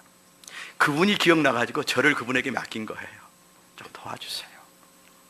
그분은 이제 저희 집의 일꾼이었죠. 나는 기억도 못하는데, 기억 못하죠. 우리 집에 아마 물레방앗간을 했을 때였던 것 같아요. 그때는 기억이 잘 안 나. 물레방앗간 터만 있었기 때문에 기억이 안 나는데, 그분에게 저를 맡겼어요. 저는 그냥 심부름하고 낮에는 그냥 막 쓸고 닦고 저녁에 이렇게 같이 애들하고, 그 머리 좋은 애들하고 같이 공부를 했었죠. 여러분 웃으라고 좀 하는 겁니다. 그런데 제가 장돌이라고 그냥 놀리는 한 아이가 있었는데, 공부 아주 잘하는 아이예요. 저하고는 비교할 수 없이 잘하는 아이인데, 너 눈은 그렇게 왜 이렇게 아름다워?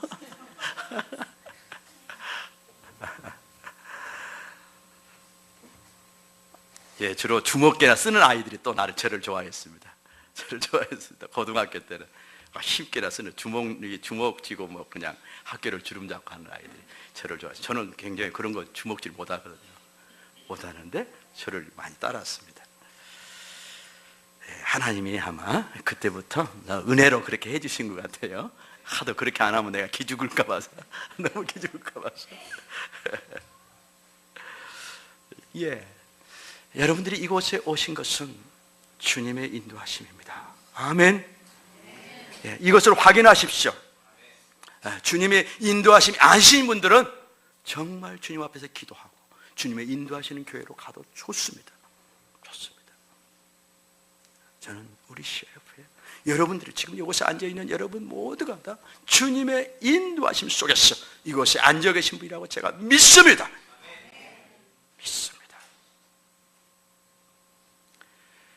주님이 인도하신 부부관계, 또 주님이 기업으로 주신 자녀들, 그리고 이렇게 몸된 교회를 이루게 하신 이 성도들을 위해서 이 평안을 가지고 어떻게 살아야 되는지, 어떻게 무엇을 해야 되는지 그 말씀이 바로 힘써 싸우라. 하나님이 평안을 주셨는데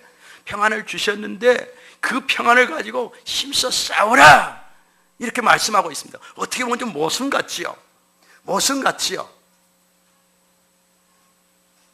그런데 우리가 한 가지를 이해하면 이게 모순이 아닙니다. 하나님과 여러분 사이에 예수 그리스도의 십자가로 말미암아 이제 화목해 되었습니다. 그러나 육을 가지고 있는 동안에는 완전히 하나님과 화평관계를 완전히 누릴 수 있어요? 못 누려요? 항상 우리가 육의 영향을 받으니까 그러니까 힘써야 되는 거예요. 내 육을 죽이는, 이미 십자가에서 우리의 육은 못 밖에 버렸습니다. 그러나 우리가 육을 가지고 이 땅에 살아가는 동안에는 십자가에 이미 믿음 안에서는, 영적인 영역에서는 못 바뀐 육이 여전히 살아있습니다. 그 살아있는 육이 연약한 겁니다. 그리고 그 육이 우리의 이 영의 반대편에서 자꾸 우리를 하나님하고 그 화평관계에 있는 것을 깨뜨리려고 자꾸 하는 거예요. 그러니까 우리가 하나님과 연합하려고 자꾸 힘쓰지 않으면 어떻게 되겠습니까? 그 화목관계를 계속해서 누릴 수가 없는 겁니다. 이해하시겠습니까? 여러분을 부부되게 했습니다. 하나님께서 하나 되게 하신 것은 하나님이 하셨습니다. 그러나 여러분이 부부의 연합된 그 사랑의 세계를 온전히 누립니까? 처음부터? 얼마나 처음에는 부부관계가 어색합니까? 아내에게는 남편이 낯설 수 있고, 남편에게는 아내가 낯설 수 있고, 그러나 이제 어쩝니까? 서로 그 연합된 관계를 발전시키기 위해서 하나님께서 그 뜻을 주신, 연합의 뜻을 가지고 부부되게 하신 그 하나님의 뜻을 이루기 위해서 서로 노력하고 애쓰는 가운데서 그 연합의 영역이 넓어지고 연합의 깊이가 더 깊어져 가는 것이 아니겠습니까? 사실은 이 땅에서는 이 성경이 말하는 온전한 연합과 일치는 없습니다. 이 세상에서는. 교회 공동체 안에서도 완전한 샬롬, 완전한 하나됨, 이것은 우리가 육을 가지고 있는 이 세상에서는 없습니다. 천상에 가야 이루어집니다. 그래서 신학적으로 천상의 교회하고 이 지상의 교회를 나누는데요, 천상의 교회는 흠이 없는 교회다, 이렇게 우리가 표현을 하고요, 지상의 교회는 흠이 많은 교회다. 이걸 이해하십시오. 우리가 육을 가지고 있기 때문에 흠이 많은 지상의 교회에서 그 몸된 교회 공동체를 이루고 있는 것입니다. 그러니까 흠이 있는 것들을 그대로 우리가 용납해야 합니다. 그러나 어쩝니까? 더 깊은 연합의 세계로, 하나 되는 세계로 나가기 위해서 우리가 끊임없이 성령을 의지해서 이제 성령의 이끌림을 받아서 더 깊은 세계로 힘쓰고 애쓰면서 나가는 것은 우리가 해야 되는 것입니다. 우리가 느헤미야 52일 기도회를 이제 내일부터 할 것입니다. 이것만 말씀드리고 마치겠습니다. 하나님께서 70년간 바벨론 포로 생활을 이제 은혜로 끝마치게 하시고, 그 바벨론에 붙잡힌 데서 이스라엘 백성을 이제 다시 예루살렘으로 회복시켜 주셨습니다. 예루살렘으로 돌아오게 하셔서 성전을 지어라, 그리고 예루살렘 성을 다시 복귀하라, 그리고 이스라엘을 다시 이제 이스라엘을 회복하라, 이스라엘 민족을 다시 하나님의 백성된 이스라엘을 다시 그 공동체를 다시 일으키라, 이렇게 말씀하셨습니다. 그리고 그들이 할 수 없는 것은 하나님이 해주셨습니다. 고레스 왕을 통해서 바벨론에서 예루살렘으로 돌아오게 하셨습니다. 그런데 그 온전한 회복, 하나님의 백성으로서 이스라엘 공동체, 그 신앙 공동체의 그 연합과 일치가 된 공동체를 이루기 위해서는 너무나 많은 일들이 기다리고 있었습니다. 하나님의 은혜 가운데서 돌아왔지만 그들이 처음 돌아왔을 때 감격을 잃어버리고요, 자기들 집 짓는데 이제 바빴습니다.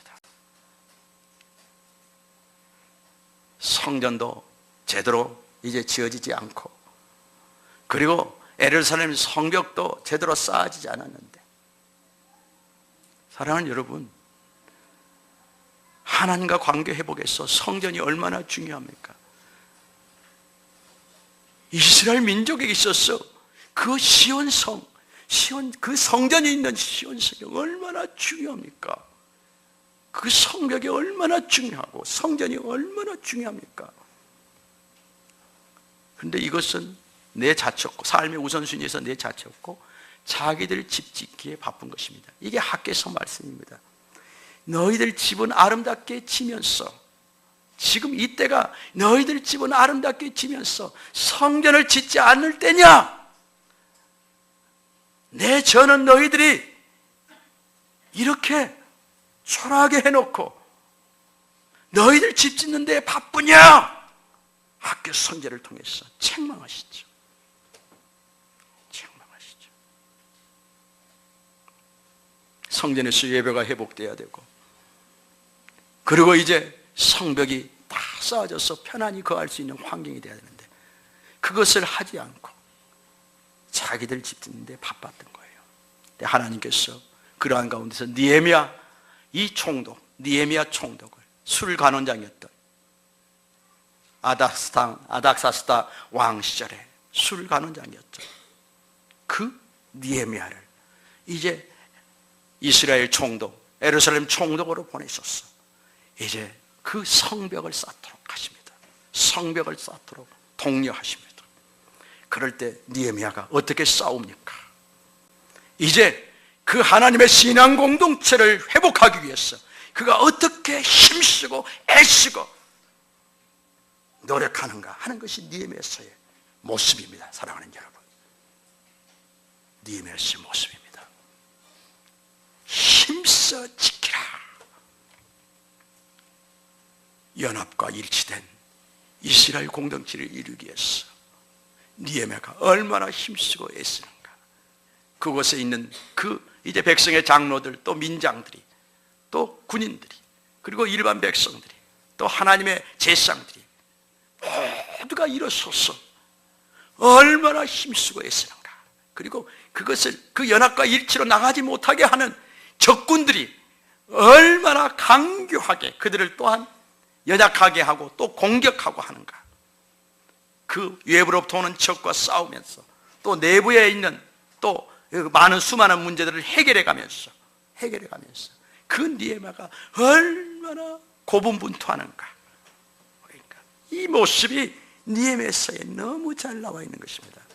여러분, 이 느헤미야서를 통해서 우리가 이 힘써 지키라, 힘쓰다는 얘기는 사실은요, 이건 싸움하고 전쟁하고 관련된 용어입니다. 아주 피가 터지기까지, 박이 터지기까지 계속 어떤 목표를 가지고 그 목표를 이루기까지 계속 도전하는 것을 말합니다. 계속 도전하는 것을 말합니다. 그 목표가 이루어지기까지 계속 도전하는 것을 말합니다. 도전하고 너무 힘들면 좀 쉬었다가 또 도전하고 계속해서 도전하는 것을 말합니다. 그래서 이건 현재 진행형입니다. 힘써 지키라 이 말씀은 이 진행형입니다. 계속해서 해라 이 말입니다.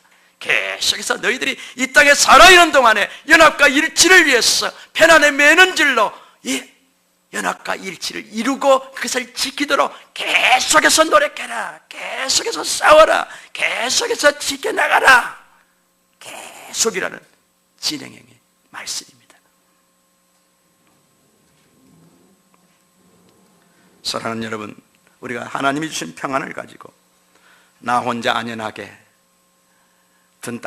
내 등 따뜻하니까 나는 됐어, 이렇게 드러누 있으라는 얘기 아닙니다.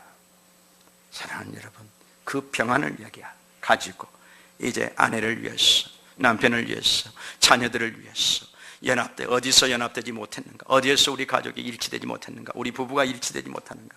이거 하나님 앞에서 깨닫고 이제 하나님이 주신 은혜로 이제 그 연합을 위해서 더 온전한 연합으로 향해서 계속해서 나가라는 뜻입니다. 계속해서 노력해 나가라는 뜻입니다. 그리고 교회 공동체가 연합과 일치로 향해서 계속해서 나가도록 여러분 한 사람 한 사람이 바로 힘써달라는 얘기입니다. 힘써달라는 얘기입니다. 리더인 제 한 사람의 힘으로 이 CLF 교회를 세워갈 수 없습니다. 세울 수 없습니다. 이제 제가 어디까지 약해질지 모르겠지만 여러분 보고 제가 이제 저도 좀 서포트 해주세요, 이렇게까지 낮아질지 모르겠어요. 제가 그렇게 되기를 바랍니다. 여러분 저를 위해서 좀 헌금해 주세요 하고 이렇게 낮아지기를 바랍니다. 제가 그렇게까지 갈 수 있을지 모르겠어요.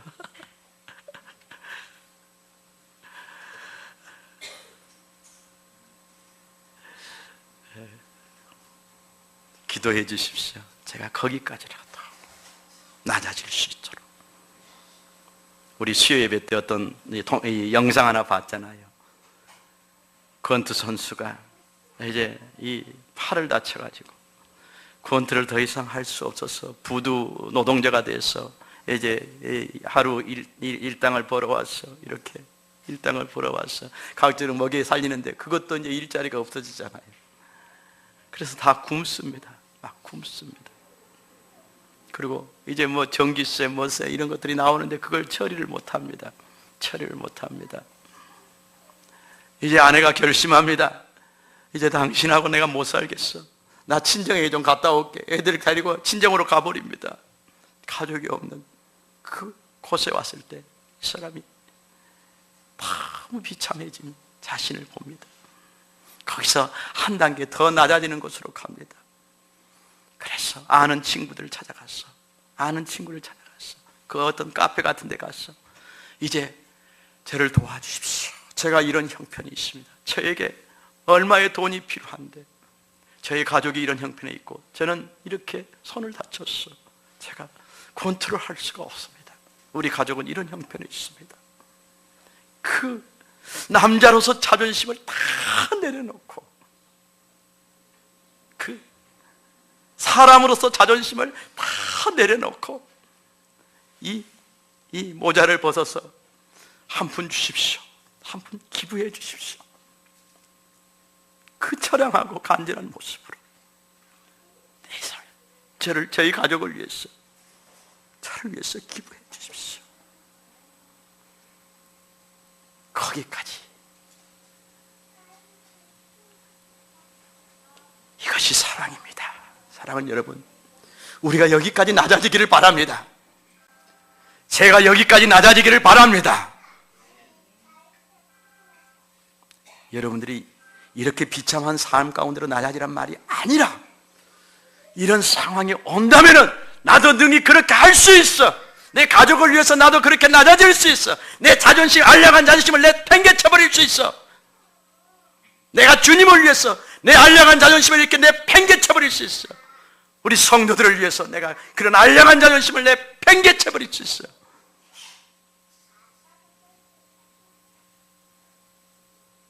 이렇게 되기를 바랍니다. 이렇게 되기를 바랍니다. 여러분, 제가 제일 못하는 사람일 거예요. 저를 위해서 기도해 주세요.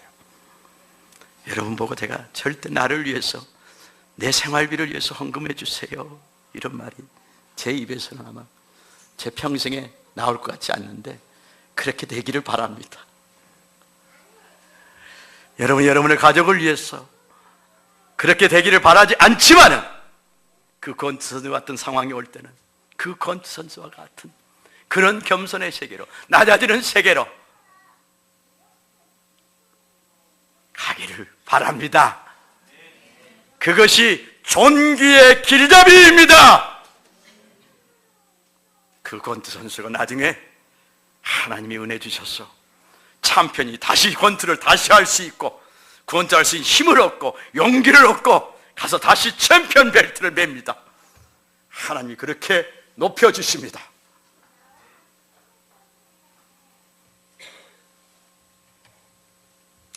사실은 오늘 말씀은 제 얘기였습니다. 아브라함아, 내가 주는 평안을 가지고 네가 어떻게 살아야 되냐? 이 말씀 앞에 제가 지난날 제 CLF 리더로서 삶을 돌아보면서 제 안에 너무나 큰 허물이 있었구나, 너무나 많은 그런 허물이 있었구나. 평강, 주님이 이 평강을 내가 얼마나 중요시 여기하고 이 평강을 한시도 놓지 말았어야 되는데, 그리고 이 평강 가운데서 정말 이 내 육신의 혈육과도 비교할 수 없이 나에게 소중한 내 동역자들, 예수 그리스도 안에서 한 길을 가는 이 동역자들, 그들의 마음을 헤아리고 그들의 삶을 헤아리고 정말 그들과 연합하기 위해서 내가 힘을 썼어야 했는데 얼마나 그러지 못한 그 내 삶이 회한처럼 제 가슴에 몰아쳤습니다. 이 자리에서 우리 문갈래 목사님한테도 내가 정말 사과하는데, 제가 원칙주의자여가지고요, 우리 문갈래 목사님은 죽어가고 있어. 더 이상 견딜 수가 없는 상황에 너무도 다 지쳐버렸어. 이제 선교지에 있을 수가 없어. 그런데도 거기 있어! 들어오지 마!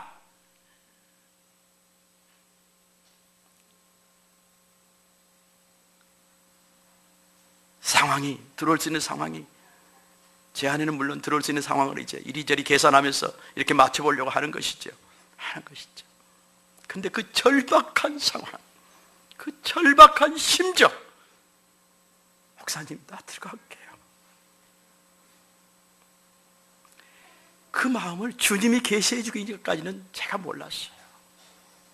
그런데 하룻밤은 이제 CLF 떠날란다 하더라고요. 그러니까 이제 내가 얼마나 다급해지겠어요. 다 못 들어가시면 목사님 나 CLF 떠나겠습니다. 그러니까 주님 앞에 무릎이 꿇어지고 기도가 되고, 그날 밤에 하나님께서 우리 갈래 목사님의 지친 모습을 그 한 마리의 벌이 돼서 제가 잠들어 있는 그 제 방으로 한 마리 이 벌이 날아들었습니다. 일벌이, 아주 충성스럽게 일했던 그 충성한 일벌이 한 마리가 날아들었습니다.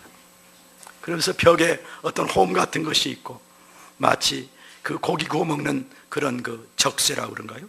적새 같은 것이 있는데, 그 적새에 그 벌이 앉아가지고 굉장히 그 힘없는 모습으로, 겨우 날아들어가지고 힘없는 모습으로 이렇게 걸어다니는 모습을 저에게 보여주셨습니다. 그러면서 주님께서 깨닫게 하시는 것이 그거였습니다. 지금 네가 너의 그렇게 소중한 너의 동역자인 지금 갈렙이 저렇게 지쳐있다.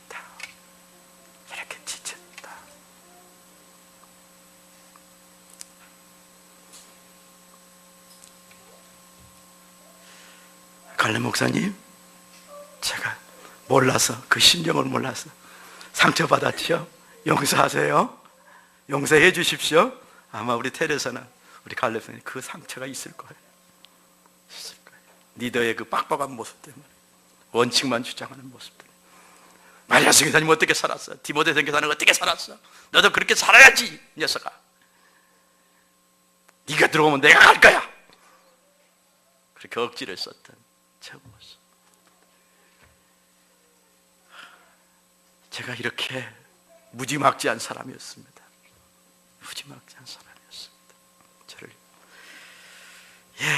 저의 이러한 모습들을 지금 제가 발견한 거예요.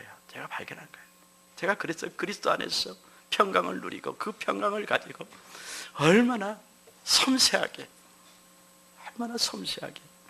여러분 모두를 제가 보살펴야 되는지, 그 정체성이, 네가 CLF 공동체 안에서, CLF라는 교회 공동체에서 너는 누구냐? 네가 리더가 아니냐? 너는 누구냐? 네가 리더가 아니냐? 너에게 평안이 얼마나 중요하냐? 평안이 있을 때야말로 너의 성도들의 형편을 살필 수 있지 않느냐? 너에게 기름 부어진 그 위로의 기름 부심도 풀어낼 수 있지 않느냐? 네가 병원에서만 그거 풀어내면 되냐? 교회에서도 풀어내야지. 우리 미란 집사님 교회에서 풀어졌나요? 병원에서보다 덜 풀어지죠? 그러죠? 제 불찰이에요. 여러분, 한 사람 한 사람이 하나님의 위로가 얼마나 필요한 사람들입니까? 근데 제가 환자분들에게는 그냥 아주 잘 풀어내거든요. 그거 저한테 있는 거 아니에요. 주님이 그 은사로 주신 것이지. 위로할 수 있는 그 기름 부으심 저한테 주신 것이지. 근데 여러분들을 위로하라고 준 것을 제가 평안하지 못할 때,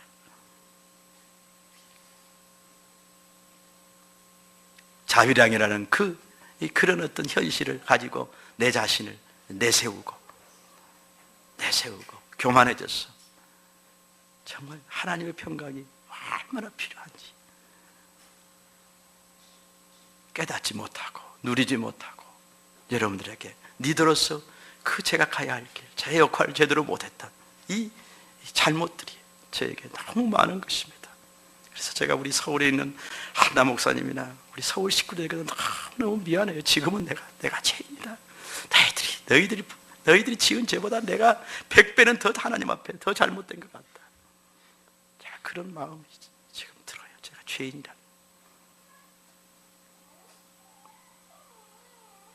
사랑하는 여러분, 저뿐만 아니라 우리 이제 한번 우리 모두가 CLF 그 그리스도의 몸을 이루는 공동체의 일원으로서 이 교회 속에서 나는 누구인가 하는 질문을 한번 해봅시다. 그리고 이 공동체의 연합과 일치에 있어서 내가 누리는 평안이 얼마나 중요한가, 그리고 그 평안을 가지고 내가 무엇을 해야 하는가, 우리 가족 공동체 속에서 내가 무엇을 해야 되는가, 가족 공동체 속에서도 나는 누구인가, 이 정체성을 한번 전부 질문해 봤으면 좋겠어요. 나는 누구인가? 하나님 앞에서, 그리고 공동체 앞에서 한번 질문을 했으면 좋겠습니다. 그러면 내 자리와 내 역할이 뚜렷해집니다. 내 자리와 역할이 뚜렷해지고 하나님이 주신 평강을 가지고 내가 무엇을 해야 되는지 이제 깨닫게 되는 것입니다. 그 성령을 의지해서 이제 내가 더 낮아진 자리로, 겸손한 자리로, 온유한 이 자리로, 오래 참는 그 자리로, 우리가 사랑 가운데서 서로를 용납할 수 있는 그 세계로 우리가 갈 수 있는 것입니다. 그리고 그 평강에 매는 줄로 그 연합과 일치를 이루면서 아주 더 그 사랑으로 꽁꽁 묶인, 사랑으로 완전히 하나가 돼 그런 편안으로 아주 그냥 꽁꽁 하나가 돼버린 그런 공동체를 우리가 이뤄갈 수 있는 것입니다. 이런 역사에 우리 모두가 쓰임받을 시기를 주의 이름으로 축원합니다. 오 주여, 1시 15분입니다. 예, 기도해 주십시오. 그래도 15분 단축됐잖아요. 주여,